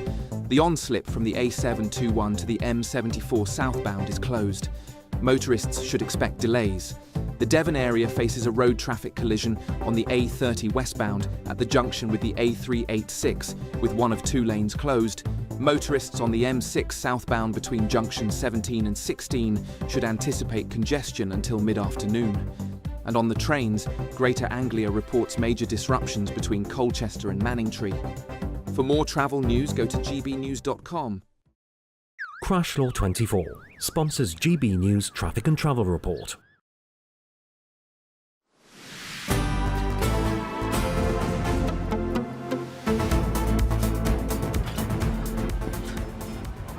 Good afternoon, Britain. 37 minutes after 1 o'clock. And now Britain has secured a major technology deal with the United States, announced during President Trump's state visit.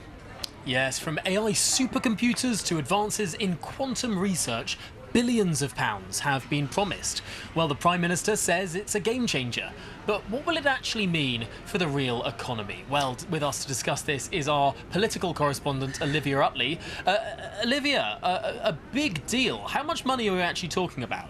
Well, it's £31 billion worth of investment that these three tech companies, including OpenAI, that's one we all might have heard of at home, are going to be investing into basically data centres in the northeast of this country. That is a really, really big investment, and it's thought that it'll bring about 5,000 jobs with it, up to the northeast, where, of course, the level of unemployment is much higher than down south. Those data centres will link up with nearby Newcastle University. So the idea is that you get a whole load of investment, you get a whole load of R&D, and you get jobs at the same time. So this is a really important deal, and it's not surprising that the Prime Minister wants to trumpet about it over this week of the state visit.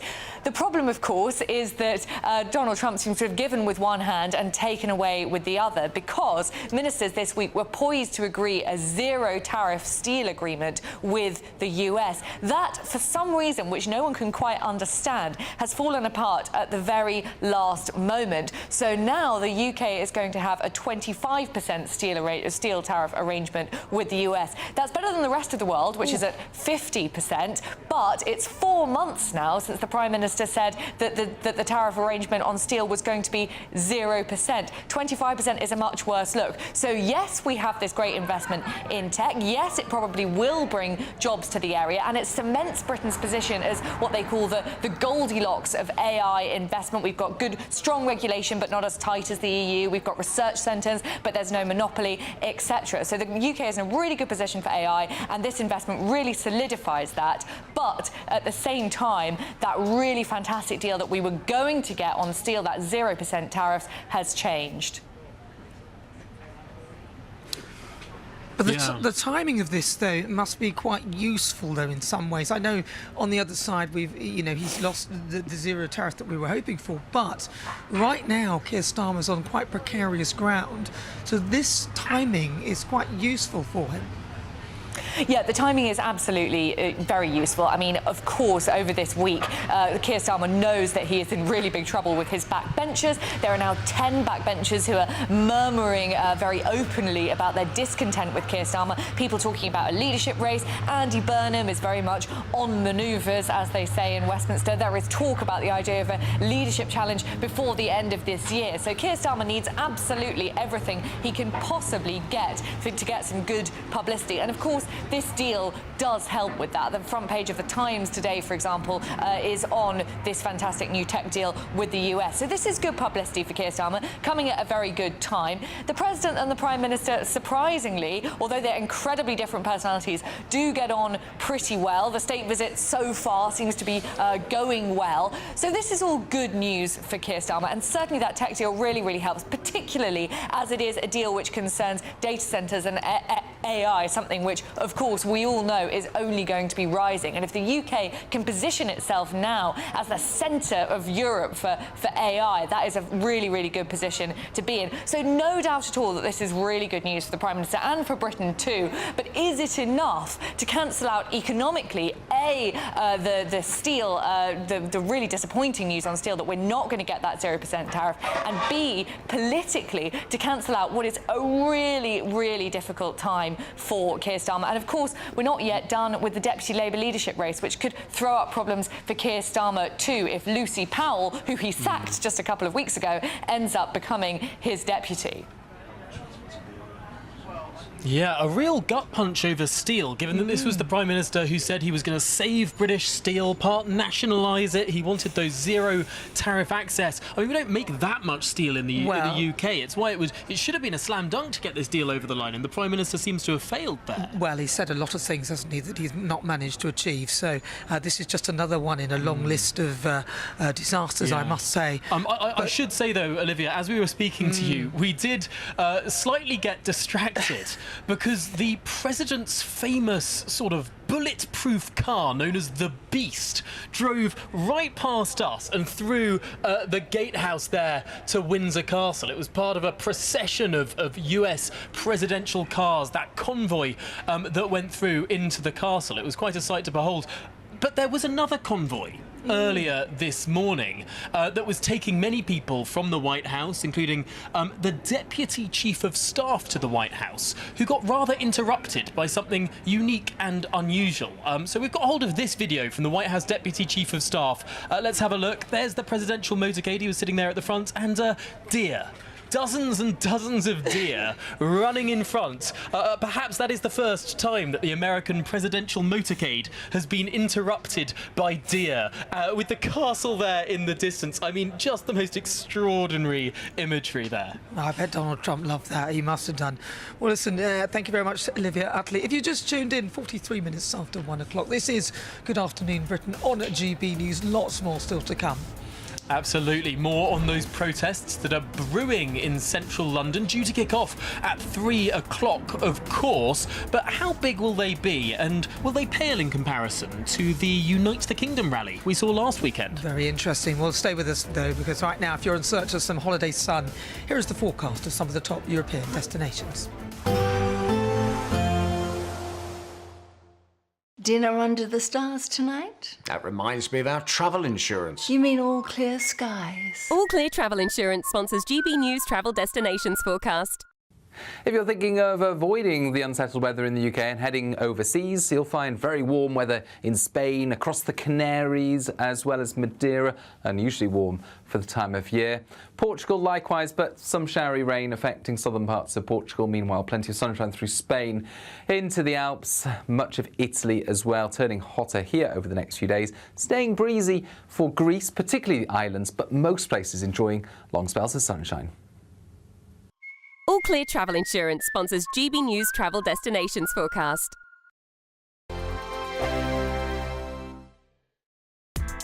Join me, Nana Akweer, for an informative, interactive news programme with a difference. It's fun. No, you didn't say that, Dave. I'm so surprised. I think there's an element of truth to that. Join me from 3 p.m. every weekend, only on GB News, Britain's news channel. Patrick Christie's Tonight, weekdays from 9 p.m. What on earth is going on at our universities? So Professor Stephen Greer had worked for the University of Bristol for 36 years when his career was halted after a false accusation of Islamophobia. The issue arose when Greer taught about the Charlie Hebdo attacks during a human rights module, and a student who didn't actually attend the course complained. Well, I'm delighted now to be joined by Stephen Greer himself to explain what happened.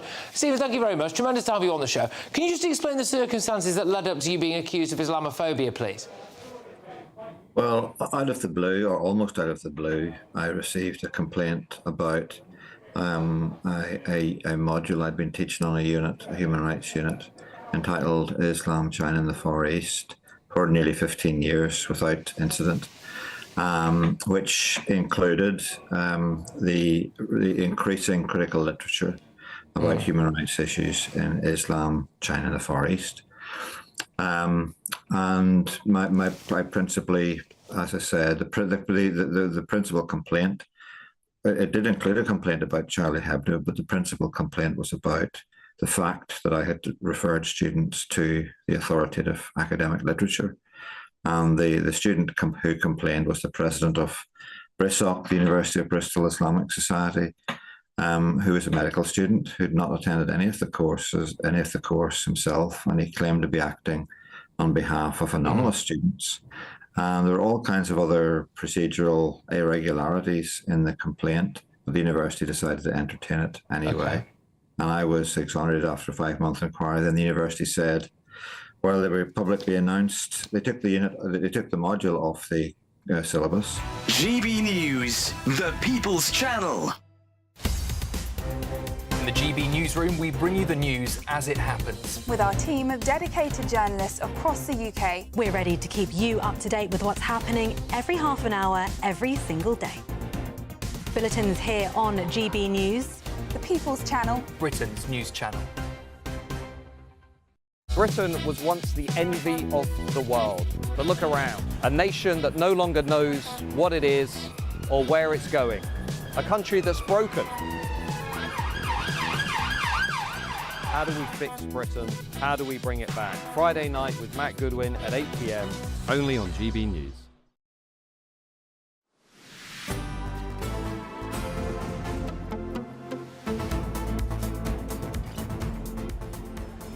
Good afternoon, Britain. 1:47 is the time. Now, Nana, we were just talking about watching the Beast, that famous presidential limousine, go behind us. But Sir Michael Ellis, you've got a theory as to why we saw it go through the historic gatehouse of Windsor Castle. Yes, I think what's going to happen is the President's having lunch now. After that, they'll be able to walk to another part of the castle for the Green Drawing Room to see the Royal Collection. But after that, he's going to St George's Chapel, which is just behind the gate that's behind us, Tom. And I think they'll drive him the very short distance. You and I would probably walk it. It's probably a 3 or 4 minute walk, but it'll be a very quick drive. And I suspect that's why we saw the Beast, as the public call it, stagecoach, as the Secret Service call it.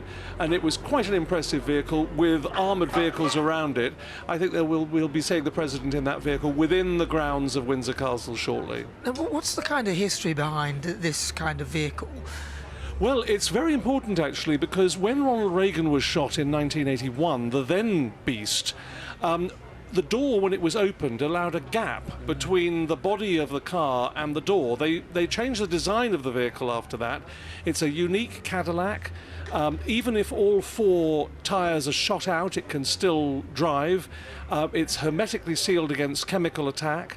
It carries a quantity of the serving president's blood in case a transfusion is needed, and many other secret things besides. It's basically a tank that looks like a Cadillac. I hear every time they get rid of one of these cars, they actually have to destroy it completely to keep the secrets. I think they want to keep the secrets. They're also impossibly heavy. They're not particularly manoeuvrable. It wouldn't be a pleasure to drive, I don't think. Turning corners, I don't think it's a London taxi you know, one of those ones that can turn corners very easily. No, famously, it got stuck in the turning circle of Downing Street on one of President Obama's working visits. So, Michael, thank you indeed for talking us through that. Of course, it's not just about what's going on in Windsor today. There's going to be a big protest in London, and of course, it seems that not everyone is cheering for the new president. Yes, it seems that a new Ipsos poll shows just a third of Brits believe in the so-called special relationship with the US, whilst most admit that they're not exactly Trump's biggest fans. Well, shall we speak now to the US and UK political advisor, Pablo O'Hannah. Pablo, clearly the relationship with the US is very important, but some of the polling suggests that not many Brits are that faithful in the strength of the special relationship. Yeah, and I can tell you, listen, I think the UK-US relationship is important, but I can tell you, having been the stateside, the UK-US relationship, this sort of special relationship we all go on, is exclusively talked about over here. It isn't part of general conversation in the US. If I speak to people in the US about that, they really don't know what it means. They obviously know the United Kingdom and they sort of see us as an ally, but this sort of idea of a very special relationship that I think we talk up a little bit more than they do on the other side. But yeah, it is true that I think certainly. Oh, come on, Pablo. I think if you were to ask the average American who's the closest ally of the United States, some might say Israel. I think most would say the United Kingdom. It's hard to think of another country that is a closer ally of the United States. No, I'm not disputing that, but I just think this term, the special relationship, is pretty much exclusively used over here in the UK. I will say, though, that it has been the last few months that this sort of Brits have started to feel, slightly less warm towards the United States. Certainly, when we saw the scenes in the White House with Zelensky over there, that really turned people off. We know that Brits in the UK are very firmly with Ukraine. They feel very, very strongly about that. That hasn't moved at all, really, since Russia's unprovoked invasion. So we know that Trump's less than helpful relationship with Putin and his kind of, lackluster support for Ukraine has really damaged his standing in the UK anyway. Not that it was, particularly high, but that really has eroded support for him here in the UK. Yes, but didn't Donald Trump himself call it the special relationship only a few days ago? So, I think we might play it up a bit, but I think it's really important that we are really kind of bedfellows, especially in trade, and we did get a preferential trade deal as well. So, against the EU, and he doesn't like the EU at all. Yeah, and I totally agree. I think it's important that we have a relationship with America, and I think something like this visit is really important that we actually get something out of it. Unfortunately, we've seen, as you guys were talking about just before I came on, that we aren't probably going to get any movement on the steel tariffs. But there are really, really important things that we can get out of this visit, and that is what the government and Starmer should be focusing on. Less about kind of taking cues from America and really setting our own pace.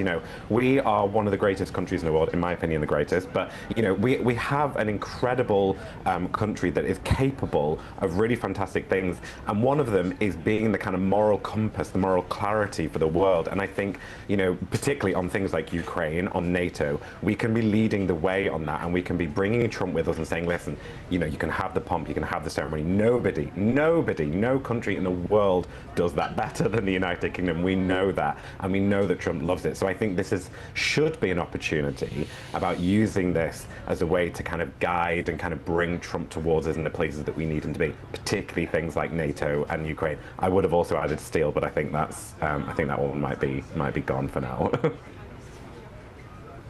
All right, Pablo O'Hannah, thank you very much. He's a UK political advisor, US and UK political advisor. Interesting that although it doesn't feel like much, it seems like such a small thing to be able to offer, pomp and ceremony, and there's not much. Do you think that helps our standing in the world, or does it make us look a bit weak? Oh no, I think this country is built upon its history. I mean, what other country in the world has a history like this? An unbroken line of a royal family dating back to the Norman conquest. It's not all we have, some people but it's an important foundation. No, I agree with you on that. Listen, stay with us. Loads more still to come. Do not go anywhere. But first, let's take a look at your weather.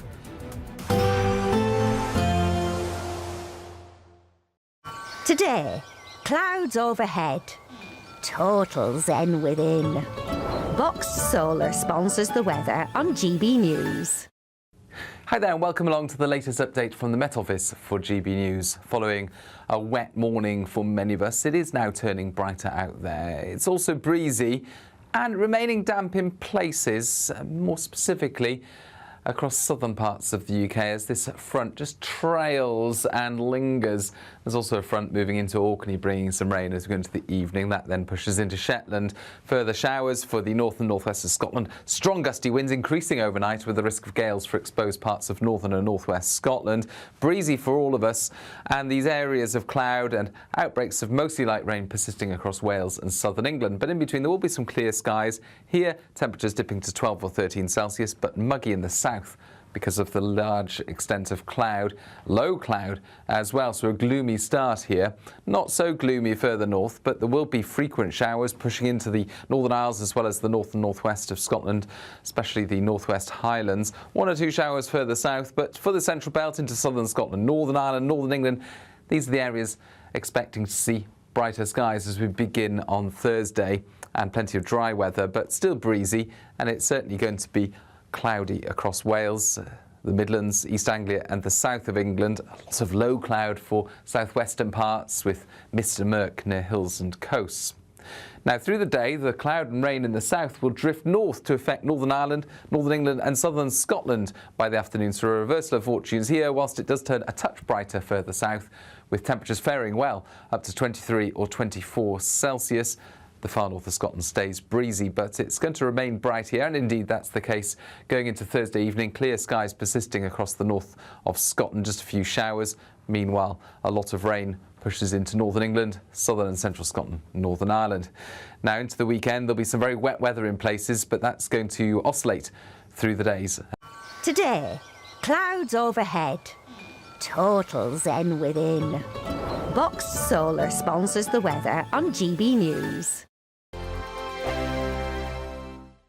It's our biggest Great British giveaway to date. You could be driving away with this brand new Benamar Primera motorhome. This 4-berth home from home comes complete with integrated kitchen and bathroom areas and has all of the tech you'd expect from the latest 2025 model. We'll also give you an incredible £30,000 in tax-free cash to make sure that any adventures you take in your new motorhome are taken in style. For a chance to win, text WIN to 63225. One entry costs £2.50 plus one standard network rate message, or text BONUS to 63225. 5 entries cost £5 plus one standard network rate message. Go to gbnews.com/win. Entries start at £2.50. Call 0903 686 3232. Calls cost £2.50 plus your network access charge. Or post your name and number to GB16 PO Box 8690 Derby DE1 9TT. UK only. Entrance must be 18 or over. Lines close at 4 p.m. on the 31st of October. Please check the closing time if listening or watching on demand. At GB News, we love to hear from you, our loyal community. So drop us a line at gbnews.com/yoursay. There you can talk to each other and also to the presenters live on air. gbnews.com/yoursay, because GB News is your channel, Britain's news channel. Hi, I'm Michelle Dewberry, and my show is your opportunity to cut through all the noise and dive in headfirst to some robust debates. Ideas clash. Situation, no, isn't it? No, because the failure is you're deliberately avoiding my point. Nothing's held back. And if you think this is the end of it, wait for more. And we do not shy away from the difficult stuff. Sometimes I want to shake people and say, if only you understood. So join me on Jubes & Co weeknights at 6 p.m. only on GB News, Britain's news channel. Join me, Nana Akwe, for an informative, interactive news programme with a difference. It's fun. No, he didn't say that, Dave. I'm so surprised. I think there's an element of truth to that. Join me from 3 p.m. every weekend, only on GB News, Britain's news channel.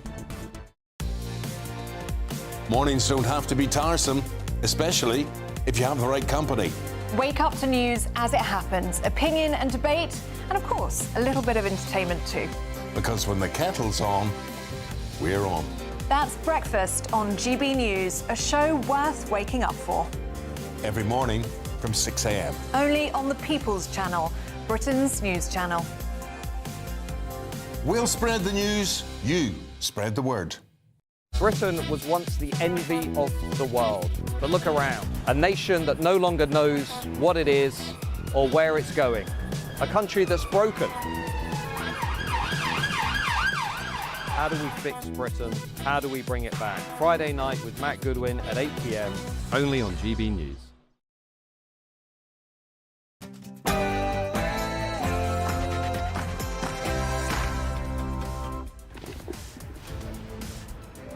Good afternoon, Britain. It's 2 o'clock on Wednesday, the 17th September. I'm Nana Acquia. And I'm Tom Harwood.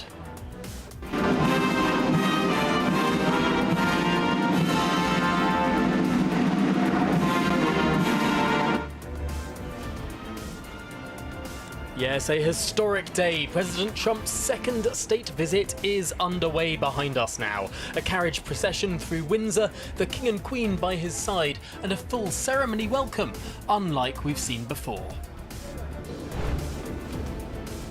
And I'm live inside the grounds of Windsor Castle, bringing you the latest of the pomp and pageantry, and also King Charles turning on that soft power to impress President Trump.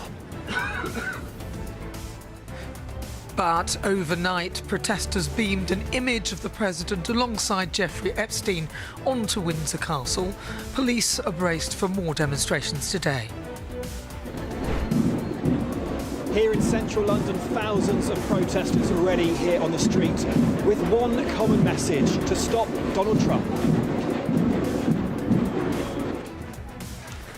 But could this high-profile state visit for the American president offer our Prime Minister the break he so badly needs after weeks of political sleaze, scandal and mounting pressure on his leadership?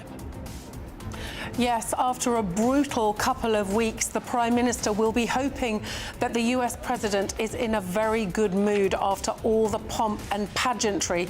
We, of course, want a better trade deal. It's sounding unlikely at the moment, and he's going to have to get through a very difficult press conference tomorrow with likely questions about Epstein looming.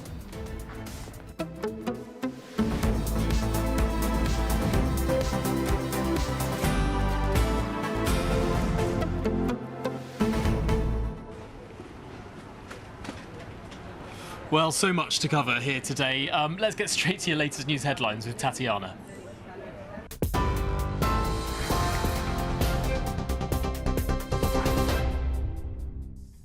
Thank you. The top stories. The King welcomed Donald Trump to Windsor Castle as his second state visit to the UK got underway. The US President and the First Lady arrived in Donald Trump's Marine One helicopter. Prince William and Princess Catherine welcomed the couple upon their arrival. King Charles and Queen Camilla then greeted Mr Trump and the First Lady as they then joined together for a carriage procession through the Windsor estate as part of Donald Trump's ceremonial welcome. 80 soldiers from the Household Cavalry Mounted Regiment formed the Sovereign's escort travelling with the carriages, with the lifeguards dressed in their red tunics and white-plumed helmets and Blues and Royals in their blue tunics and red plumes. The processional route was lined by 22 half companies of personnel from throughout the Royal Navy, the Royal Marines, the British Army and the Royal Air Force. The royal carriage procession arrived for the full ceremonial welcome in the Windsor Castle Quadrangle, with the largest ever guard of honour for such an occasion. The state colours of the Grenadier Guards, Coldstream Guards and Scots Guards were assembled to greet the party of the King and Donald Trump, the first time that 3 state colours rather than just one is on parade at such an occasion. Britain and the US have struck a tech deal that could bring billions of pounds of investment to the UK as President Donald Trump arrived for his state visit. Sir Keir Starmer said the agreement would deliver growth, security and opportunity up and down the country. The tech prosperity deal, which will see the UK and US cooperate in areas including artificial intelligence and nuclear power. It comes alongside £31 billion of investment in Britain from America's top technology companies, including £22 billion from Microsoft. A Labour councillor has defected to Reform UK, claiming his former party is lost and mired in scandal. Mason Humberstone, who is Stevenage's youngest councillor, made the announcement in a post on X this morning. It comes after the defections by both Danny Kruger and Maria Caulfield, both defected from the Tory party.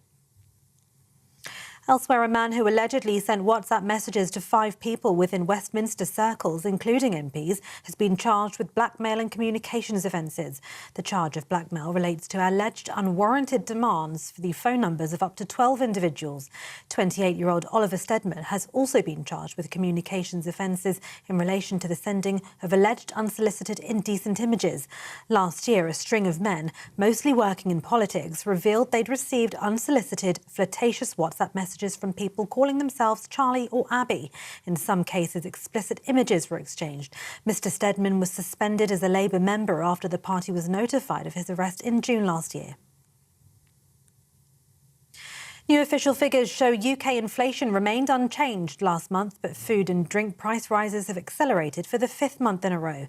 The ONS said the rate of consumer prices index was 3.8% in August, the same as July. This was the level most economists had been expecting for the month, and it means overall inflation remains elevated above the UK's 2% target rate. However, the rate of food and drink inflation rose to 5.1% in August from 4.9% in July. And a group of critically ill and injured children have been evacuated from Gaza to the UK for urgent NHS medical treatment, the government's announced. The World Health Organization said that it had supported the medical evacuations of 10 critical children. This comes a day after Israel rejected a UN report which concluded it's committed genocide against Palestinians in the Gaza Strip. Lib Dem leader Sured Davey, who is boycotting this evening's state banquet at Windsor Castle, is calling on the US president to stop the genocide. It's harrowing reading about the intentional killing of children. And it comes on the back of what the International Association of Genocide Scholars have said, what a number of organisations in Israel have said, like B'Tselem, and the evidence that we've all seen, the words of some of the cabinet ministers of Netanyahu. So I think we have to call it for what it was. We were thinking of waiting for the international court that reviews the Genocide Convention, but we have to act now. We can't wait 2 years for a court judgment. And that's why we called on this government to particularly put pressure on President Trump to stop this genocide. Those are the latest GB News headlines. For now, more from me in half an hour. Cheers Britannia Wine Club proudly sponsors the GB News Financial Report. Here's a quick snapshot of today's markets. The pound buying you $1.3645 and €1.1529. The price of gold is £2,690 and 37 pence per ounce, and the FTSE 100 is at 9,219 points. Cheers Britannia Wine Club proudly sponsors the GB News Financial Report.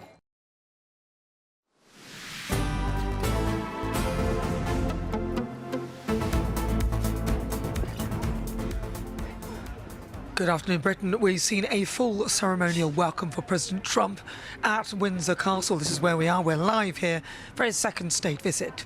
Yes, with a carriage procession through the estate, a guard of honour and the US and British anthems ringing out before the President and King inspected the troops. Well, joining us now is GB News royal correspondent Cameron Walker. Good afternoon, Nana. I mean, what a spectacle we have seen, witnessed over the last couple of hours. The largest military display ever in living memory for a visiting head of state during a state visit. It was already unprecedented because this is the second state visit that President Trump has been treated to by the United Kingdom, but this has just brought it one step further. Also, the carriage ride, where President Trump landed in the Marine One helicopter within the walled garden of the Windsor Castle grounds. That's never happened before. Greeted by the Prince and Princess of Wales, as you're seeing on your screen now, and then sitting with His Majesty the King, the head of an unbroken line which goes back over 1,000 years, far older than the United States of America itself. President Trump will clearly have been immersed in the history, in the pomp, in the pageantry, in the traditions of this country, and he clearly enjoys the pomp and pageantry. He was beaming from ear to ear for the entire time that he was receiving and inspecting his Guard of Honour. His mother, of course, was from Scotland, so he has that connection, extra connection to the British Isles anyway.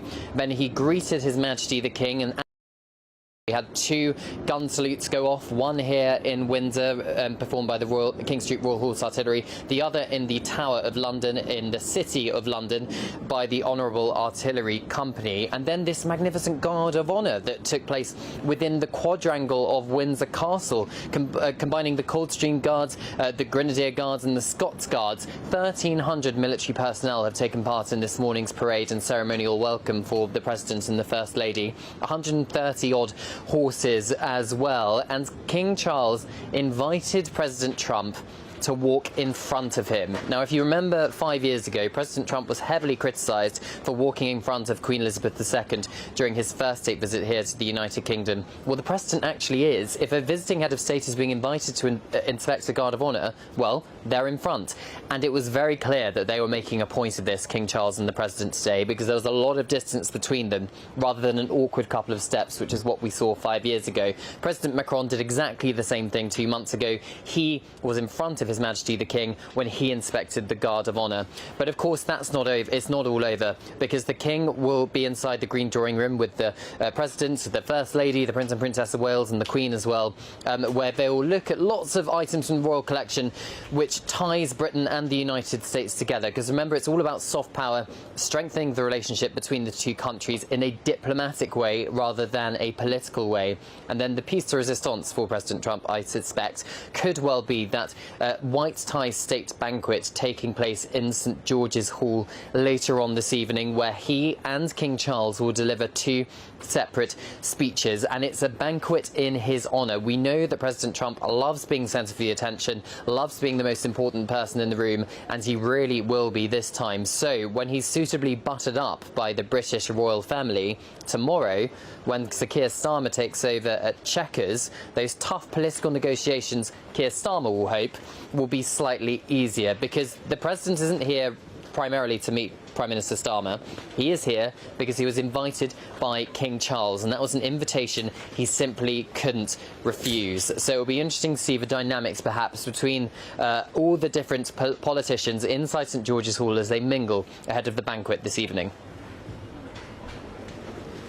Absolutely fascinating stuff. Cameron Walker, thanks for being there inside the grounds for us. And that becomes even more pertinent because I must say, behind us, over the last few minutes, what has happened here at the Gatehouse of Windsor is they've closed these doors. Those doors were open throughout the morning, but now those doors have been closed. And one of the reasons why that might be, if we can just get a quick word with Sir Michael Ellis, why might those doors have just closed now? Just behind those doors, Tom, is the lower ward of Windsor Castle and St George's Chapel, which is where the late Queen is buried, her tomb, the King George VI Chapel.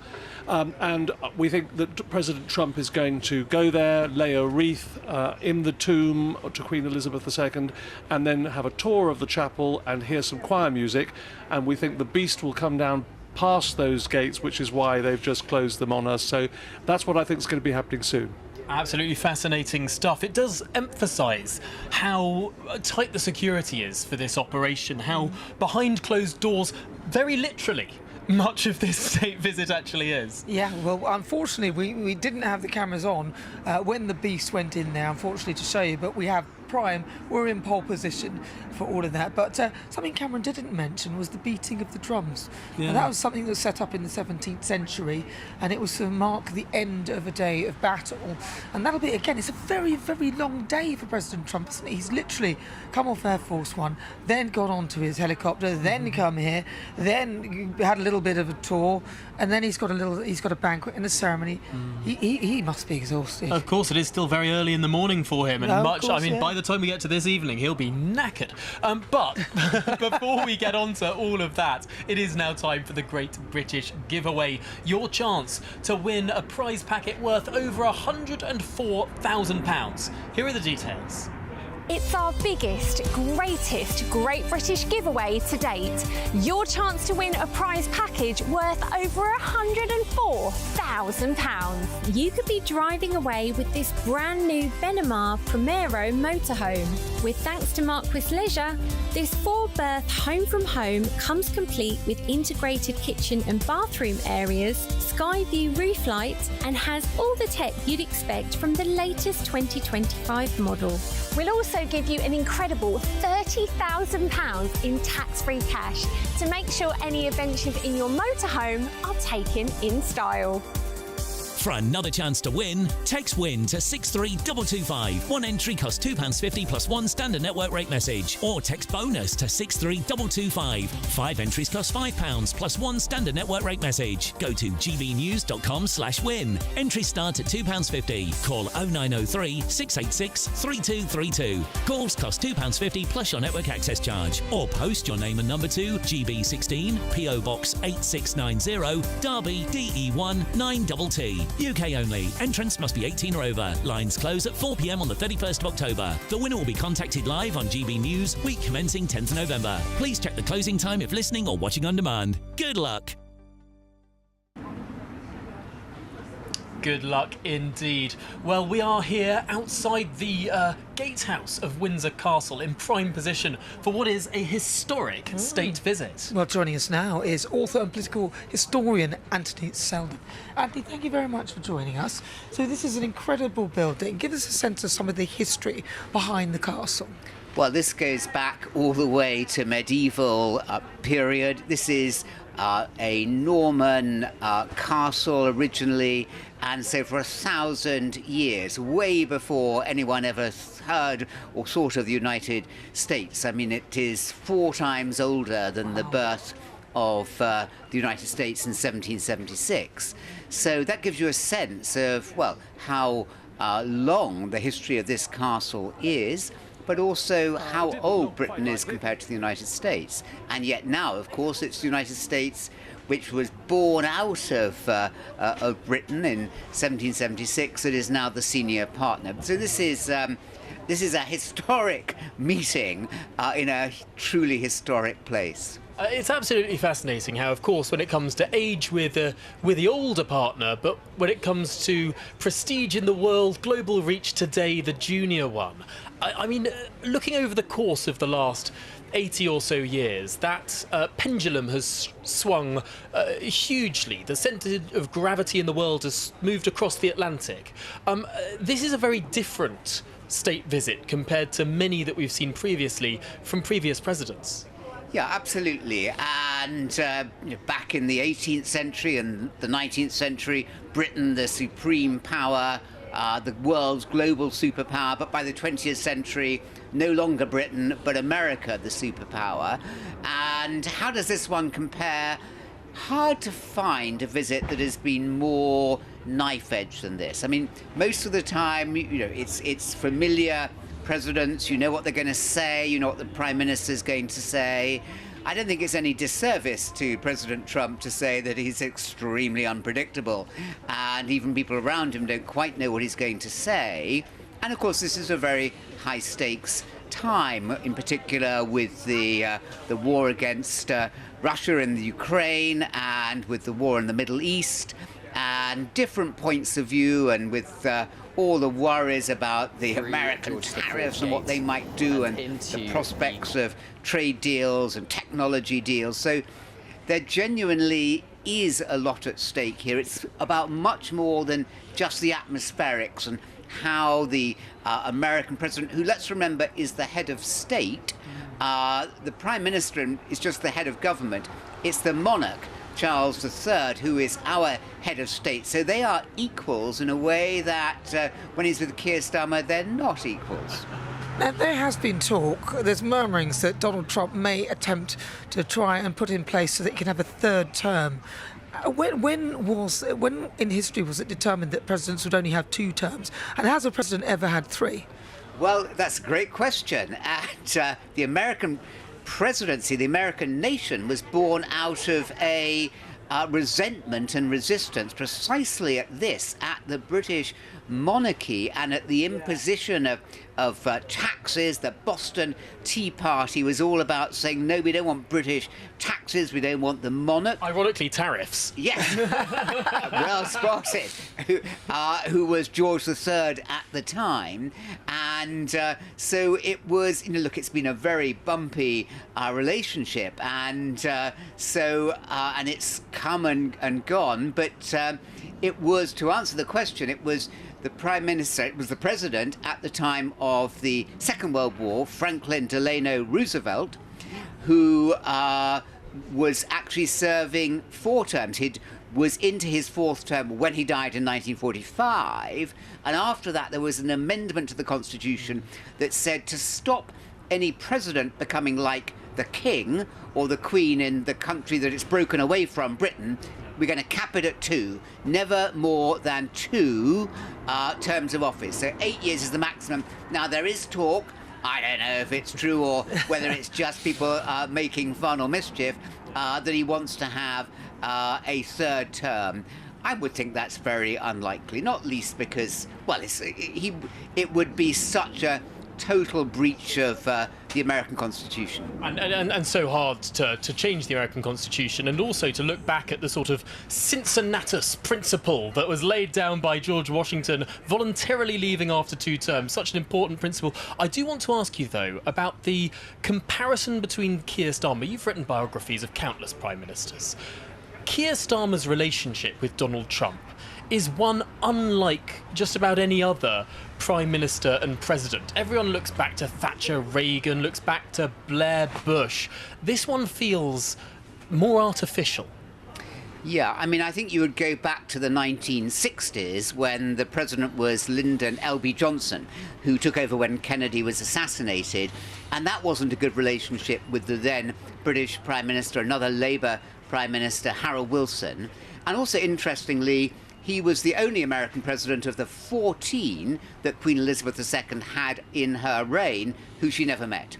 So, I mean, I think you look back to the 60s and say, oh my goodness, they were very far apart. And now there's this enormous ocean indeed, of differences, but they're also aligned because, you know, this is what it means to be Prime Minister. There's a greater prize if indeed he can get trade deals, if he can get these technology deals, get money coming into this country, if he can get the tariffs lightened on steel and on other products, then this would be a gain. Now, of course, there's a huge difference. Both men know that. But I don't think they're going to be talking about their differences as much as where there is mutual gain and how can they get a win-win out of it.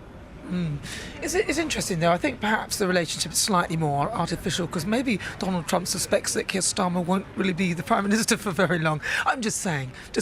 Well, that is often the case, and when he was over for his previous state visit, it was Theresa May who was the Prime Minister who was under fire from all sides, and he made some quite disobliging comments about her that was very hard to handle. There's nothing quite as tense on this visit as there was on that visit back in 2019. So, yeah, I mean, he'll be aware of that.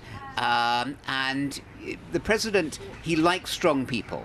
You know, he likes Putin. He likes figures who are powerful. To be honest, he likes figures who are like himself, and he likes winners. And so the fact that Keir Starmer is having difficulty at the moment won't help the conversation. I don't think it will particularly impede it either, because, you know, they're all pretty much... When you get into these meetings, it's like being on a train. You're on a tram line. You've had lots of briefings about what you should say and what the other person's going to say, and you don't deviate much off that. But away from the discussions, the atmospherics, it will colour it a bit. Yeah. Absolutely fascinating. One particular relationship that's been really interesting is that with Macron, who of course does the sort of macho handshake, who will let go first, in some ways being much more strongman, at least in attitude. Sir Anthony Selden, I could talk to you all day. Thanks so much for being with us here outside Windsor Castle. Thanks for having me. Lovely to talk to you. Well, listen, we'll have more live coverage of Donald Trump's historic second state visit. You're with GB News, Britain's news channel.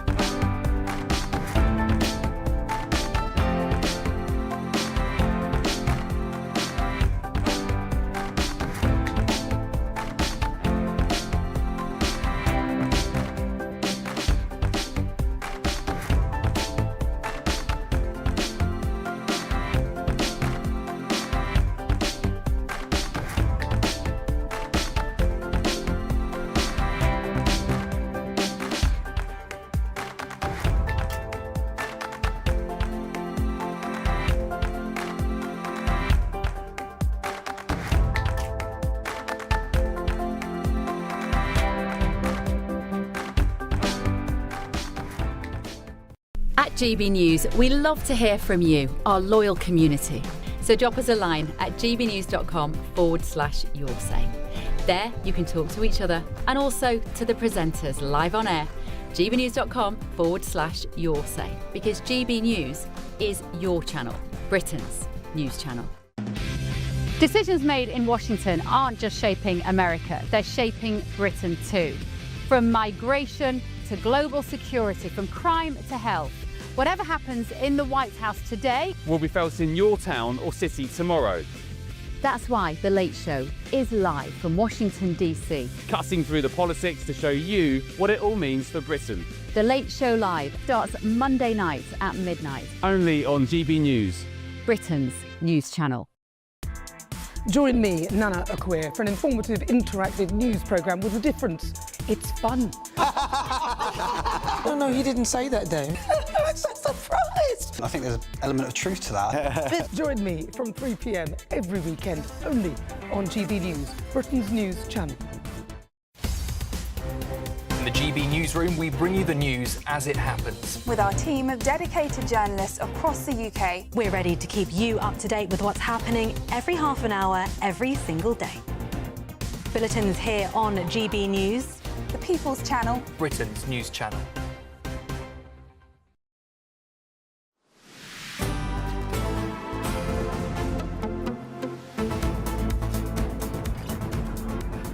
Good afternoon, Britain. As the spotlight stays on Windsor, demonstrations are breaking out across the country, not just against President Trump, but also against the monarchy too.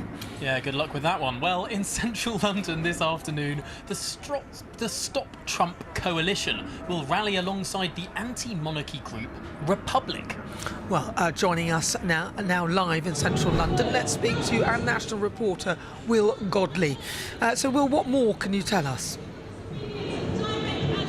Well, Nana, the chanting, the protest has just begun here. Thousands lining the streets of central London, all with one message. They want to stop Trump, but there's more than 50 different campaign groups, all with different reasons. Take a look around here, because there are so many different placards and chants happening.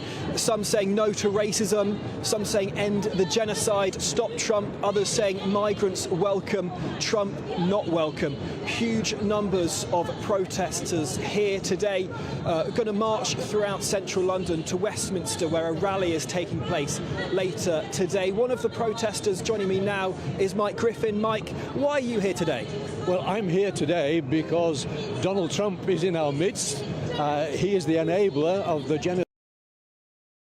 This has been going on for almost 3 years. The United States has funded the arming of Israel to the tune of tens of billions of dollars. The Gazan people are dying by the day of starvation and bombing. We're now seeing the destruction of Gaza City, and Palestinian lives simply do not matter to the West. And Trump is the key enabler of all of that. He could put an end to it today, chooses not to do, because the Zionist lobby is so powerful both in the US and in the UK, that they seem to be unwilling or incapable of doing anything about it. And I think that's tragic. Mike, thanks for joining us on GB News. One of the many reasons people are here today protesting against Donald Trump, there's also a huge police presence here as well, making sure this protest can happen safely as we get from here to Westminster for a rally later on today. All right, well, thank you very much. It's interesting, the average age of the protesters there was about 80, I think. I'm not being rude, but it's a bit like the Palestine one, where Palestine Action, which a lot of people were, the average age was about 60. Yeah, I suppose other people are in work. But let's have a look in Windsor now. Joining us is our national reporter, Charlie Peters, speaking to people out and about here in Windsor. Perhaps a different flavour from central London. Charlie, who have you met? Well, Tom and Nana, there's still an atmosphere of debate and protest here, just a moment away from your presenting position. We've seen some good-natured interactions between people protesting against Donald Trump and many who've travelled to Windsor today to support him. Free speech alive and well here in Berkshire. But I want to speak to one man now called Jago Hullier. And Jago, you're a local resident. You're used to this town hosting so many world leaders. What's it been like, the impact on local residents here? I think they've done a really good job, actually. There hasn't been too much disruption. All the roads are open. I've walked 30 minutes here and really clear. There's lots of presence of police and security, but nothing that's really disrupting anyone. Do you feel a sense of pride about Windsor being the place that world leaders are brought to for these sorts of special occasions, that your hometown is one of the jewels that this country has to offer? Yeah, I really enjoy when things like this happen because it's lively, it's bustling, lots of people all around, and you get to see lots of different communities sort of gather around to see whoever's come to the castle normally. Well, let's go speak to some other people here. Thank you, Jago, because round here I'm joined by Janet and Anthony, and I'll speak to you first, Janet, because you're not locals to Windsor. You've come down for the day, you told me earlier, to be a little bit nosy. What drew you along? We always come here once a week, and we thought we'd come along today just to see what's going on. And we know we can't see anything of Donald Trump at all because it's all inside the Windsor estate. But it's just interesting to watch people and watch all you media. That's why we've come. Anthony, a lot of protests going on here today, of course. What do you make of the different sides sort of batting it out in the war of ideas outside the castle? I think the thing is, it's fair enough, people have the right to protest, but, you know, as long as they're peaceful, I don't mind. But I think it's very good Trump coming over, because I think, you know, as far as this country, it needs a dose of Trumpism to put us on the right track, quite frankly. And I wish, you know, we've certainly will benefit. I mean, I think already Microsoft are going to invest 22 billion in this country, and long may we have lots of investment. And I think we need to have a friend in this world, particularly with the state of the world at the moment. You know, and I'm all in favour of the American relationship. Obviously, a lot of free speech going on here at Windsor today, a lot of open and good-natured debate. Do you think this country has a free speech problem that we can learn from the United States? Well, I don't think we can learn from the United States, but I think it's just unfortunate with this particular government. You know, everything is very, you know, a bit woke, to say the least, you know, and that's just creeping through into everything. You know, we need to go back to our English values, quite frankly, you know, and a good dose of somebody like, well, you know, a good Conservative government again, or even reform, quite frankly. And Janet, do you think, like Anthony, that Britain needs a dose of Trumpism to get things back on track? Yes, I do, actually. Yes, I agree with him. Yes, yeah. Well, lovely speech to you both today. Have a great rest of your day here. As you can see, Tom and Anna, plenty of views here on the streets of Windsor. A lot of protesters still here, still gathering, and I expect they will do, even if they can't see the president behind these castle walls, because there are a lot of strong feelings and all sorts of issues where we know that the power of Washington is paramount. Charlie Peters, thank you very much. Lots more coming up on today's show. Yes, more live coverage from behind those castle walls of President Trump's historic second state visit. We'll take you there very shortly, but first, here's your latest news headlines.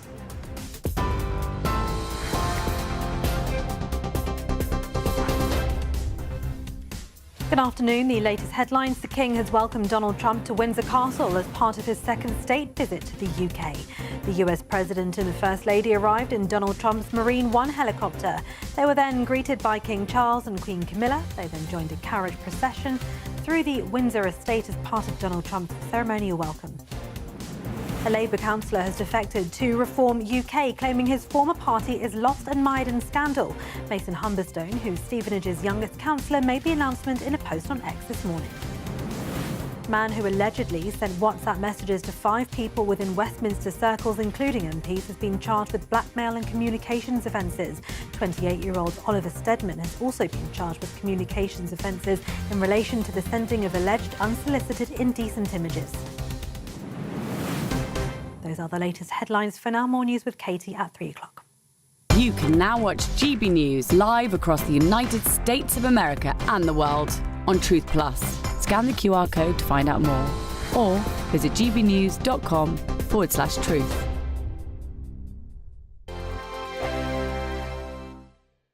Hello and welcome to the latest update from the Met Office for GB News. It's been a wet start to the day for many of us, but it is turning drier and brighter for most parts. However, it stays damp in some southern areas, and it's going to be blustery throughout, particularly across the northwest of the UK as this low passes by. Isobars tighten, peak winds cross Scotland overnight. But before that happens, well, we keep a trailing weather front through parts of East Anglia, the Midlands, Wales and the southwest. So on and off rain through the day here. Picking up a little bit again across South Wales, particularly over higher ground later, turning heavier and more persistent. Mild in the south and across some eastern parts, temperatures up to 21 Celsius. If we get some brightness coming through, and that's certainly likely to happen across North Wales, Northern England into Northern Ireland, parts of Scotland also seeing the cloud breaking up into the afternoon and evening as the weather front moves into the Northern Isles. Further showers follow for the northwest of Scotland. The winds pick up as well with gales around exposed coasts and hills, but further south, well, it's a relatively quiet end to the day, albeit cloudy and damp, with a lot of low cloud persisting around some southern and western coasts, as well as those outbreaks of rain, which will actually turn heavier across South and Mid Wales overnight, and that rain will continue also across parts of Cornwall into Devon and on and off through the Midlands. Showers for northwest Scotland, a cool night to come for the northern half of the UK, a relatively muggy night for the time of year further south, with temperatures staying at 17 Celsius. That gets us off to a mild but murky start across parts of England and Wales, particularly towards the southwest, a lot of coastal fog. And there'll be further drizzle, but the main band of rain pushes north into North Wales, Northern England, as well as Northern Ireland through the day, so turning increasingly wet, clearer to the northeast of Scotland.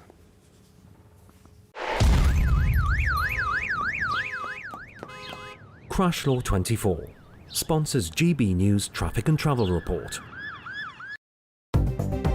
This is the latest AI travel news from GBNews.com. In Sunderland, barrier repairs on the A194M southbound near A1M close one lane. The M57 southbound exit at Knowsley's Junction 1 is shut for roadworks. Derbyshire's M1 northbound exit at Junction 28 is limited to one lane. Worcestershire's M5 southbound between Junctions 3 and 4 faces full closures for essential work. The M25 has closures clockwise between Junctions 27 to 28 and 10-11, causing delays in Surrey and Greater London. Emergency drain work on the M5 southbound at Junction 31 closes one lane. For more travel news, go to gbnews.com. Crash Law 24 sponsors GB News Traffic and Travel Report.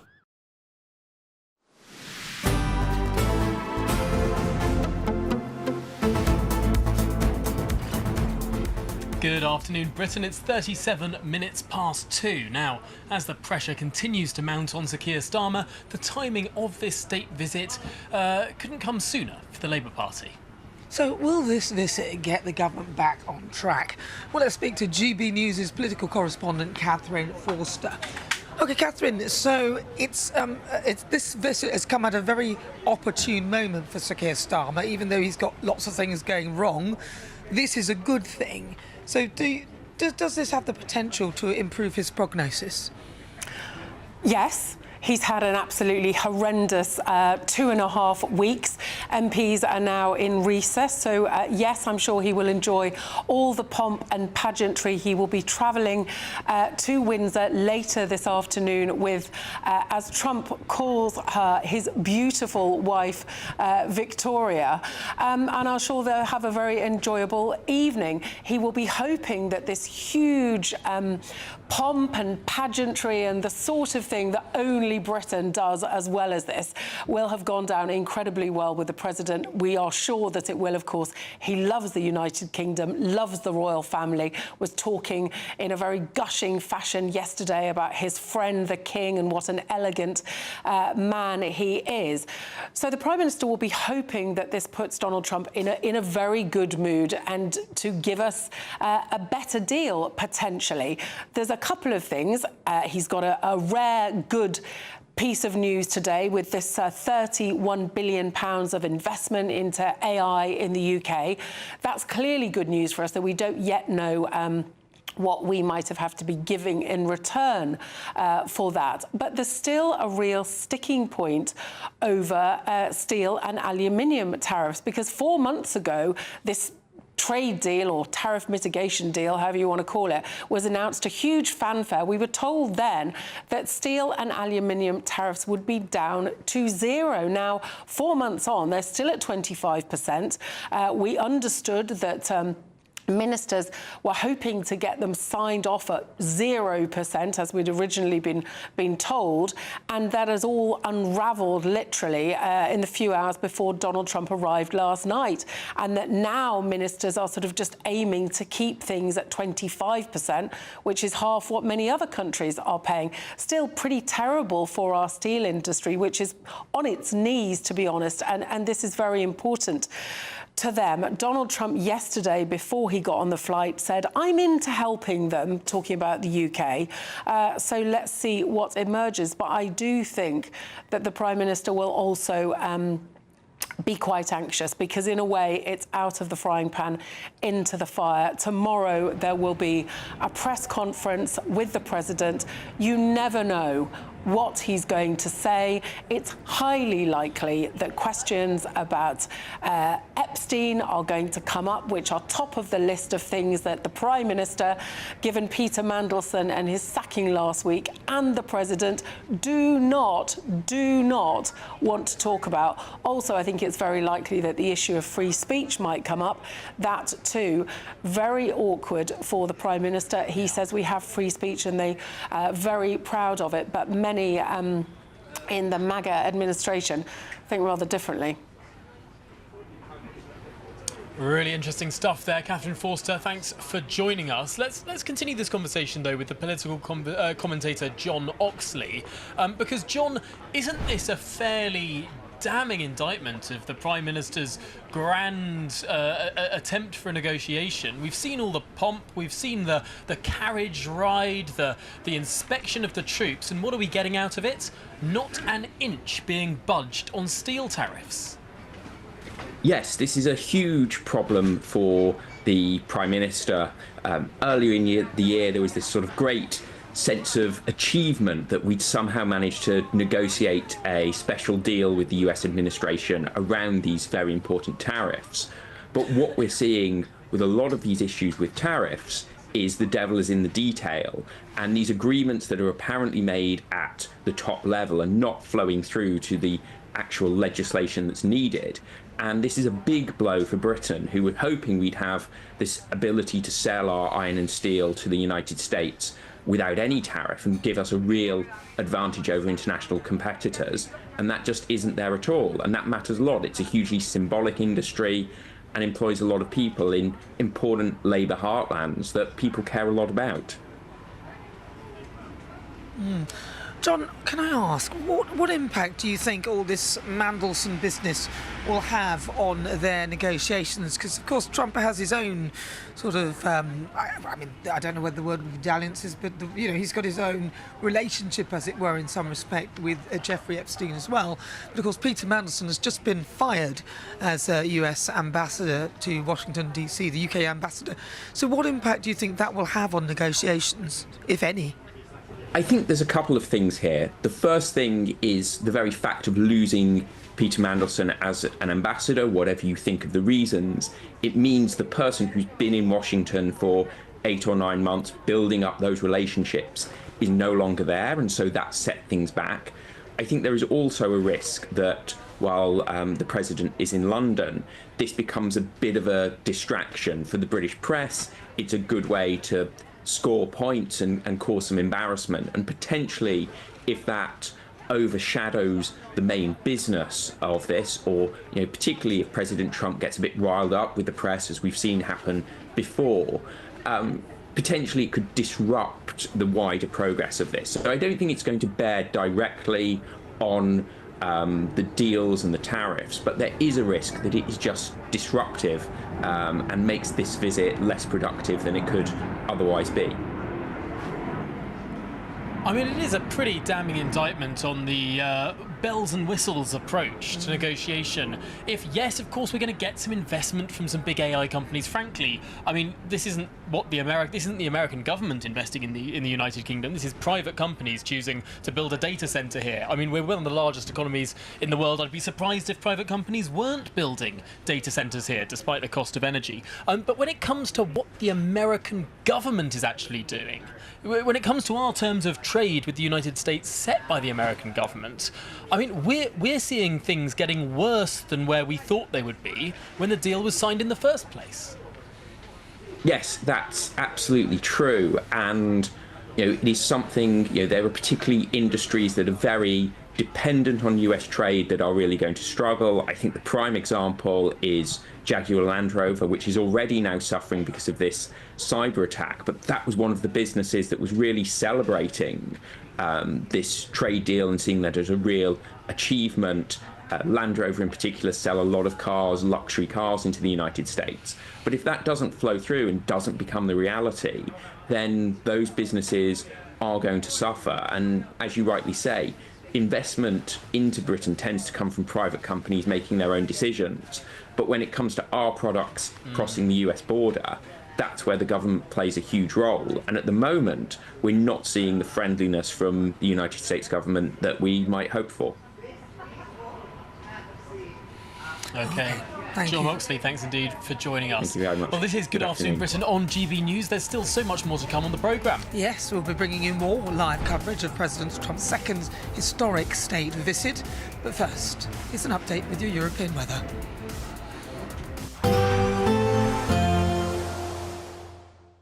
Dinner under the stars tonight? That reminds me of our travel insurance. You mean all clear skies? All Clear Travel Insurance sponsors GB News travel destinations forecast. If you're thinking of avoiding the unsettled weather in the UK and heading overseas, you'll find very warm weather in Spain, across the Canaries, as well as Madeira, unusually warm for the time of year. Portugal likewise, but some showery rain affecting southern parts of Portugal. Meanwhile, plenty of sunshine through Spain into the Alps, much of Italy as well, turning hotter here over the next few days. Staying breezy for Greece, particularly the islands, but most places enjoying long spells of sunshine. All Clear Travel Insurance sponsors GB News travel destinations forecast.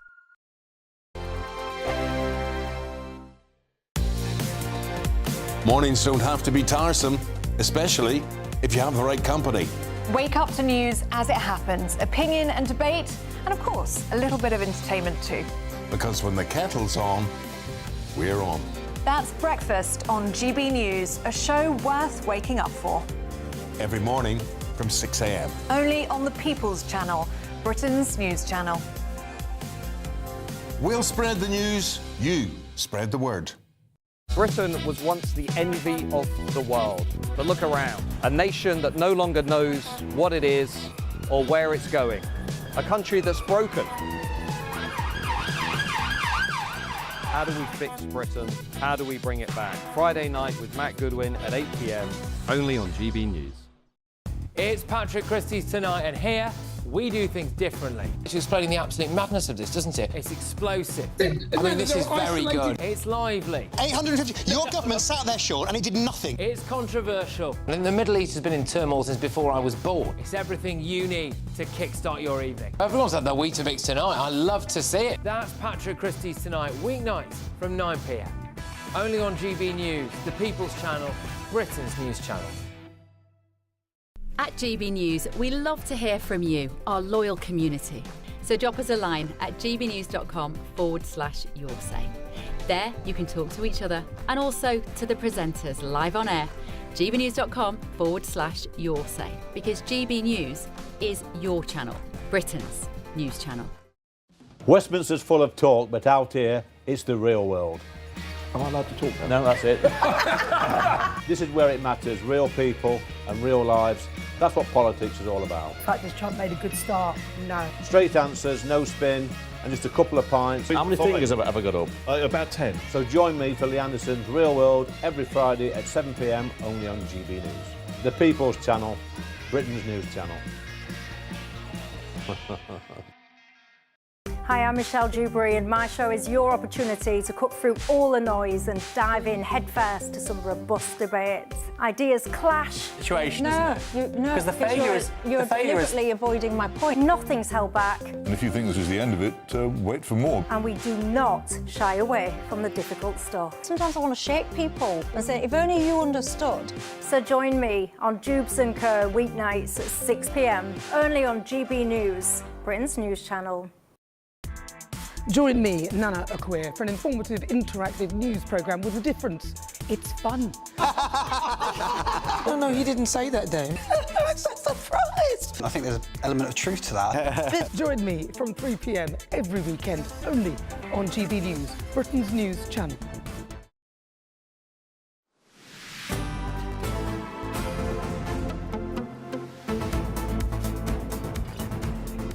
Good afternoon, Britain. This is GB News. We are Britain's news channel, and joining us now is constitutional expert and former Attorney General Sir Michael Ellis. So let's talk Banquet. Let's talk about the food. What time is it? Who will be there? And what will they be given? Will there be vegan options? Well, that I don't know. Apparently, Nana, I think we've been told before that Donald Trump's favourite food is McDonald's. I don't think that's going to be on the menu tonight. The Buckingham Palace chefs will have been working very, very hard, the royal chefs, on this. And I suspect the food will be absolutely stunning. The location certainly is going to be, because you're going to have 150 guests in white tie and tail. Are you going, Tom? I don't know whether you're actually on I'm not on the invite list. Someone else isn't on the invite. Oh, I turned it down. You turned it down. No, I've got things to do. Nana. No, I think St George's Hall, which was very badly damaged in 1992 with a fire, the Windsor Castle fire, which did so much damage here, and expertly repaired thereafter. It's an extraordinary long hall with an amazing long table to fit 150 guests around one table. Can you believe that? The ceiling of that hall has coats of arms embedded in the ceiling of the Garter Knights, and there are now 1,000 Garter Knights. But what's fascinating, Cromwell is one of those. It's been blanked out because, of course, he was later found guilty of treason. And there's a number of those whited out. And that's because anyone who later had their heads chopped off had their honours rescinded. So it's replete with history. But there can't be 1,000. Because, I mean, Sir Tony Blair, for example, Knight of the Garter, won't have his coat of arms there on the ceiling.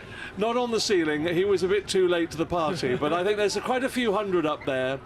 In fact, Prince William was the 1,000th Garter Knight. Oliver Cromwell was the 300th. So he is up there, and his coat of arms has been whited out. But I'm told, you know, Tom, this is difficult to believe, but I'm told that it takes 3 days to do the washing up afterwards.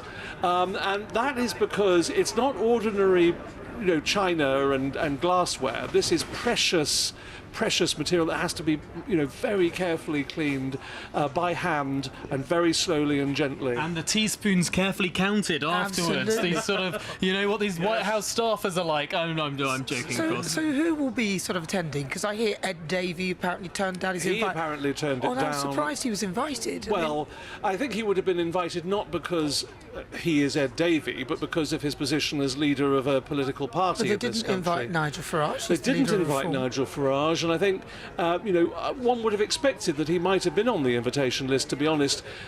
One of the things that characterises an invitation list for these banquets, no matter who the visitor is, who the guest of honour is a connection to that country. So it won't just be politicians. If you're a famous pianist or a musician, if you are someone who has a very close business connection with the country that's the guest of honour, then you will be invited to something like this. If you really are in the top tier of sort of Anglo-American relations, you can expect to be invited, but you really do have to be triple grade A. I'm not sure, Tom, whether you're going to quite be on the guest list, but not this time. You know what? If my seats can instead go to the CEO of Microsoft, who's bringing billions, tens of billions of pounds into the country, that is a sacrifice I'm willing to make. Well, they should have invited us. I'd be more than happy. I've got a very nice outfit I could wear. Well, listen, Michael Ellis, thank you so much for joining us. It's been a pleasure. Enjoyed it very much. Well, that has been it for Good Afternoon Britain here on GB News, but do not move a muscle, because there is so much more to come in this historic state visit, and the one and only Martin Daubney will be steering the ship of GB News throughout it all. But first, let's get an update with your weather.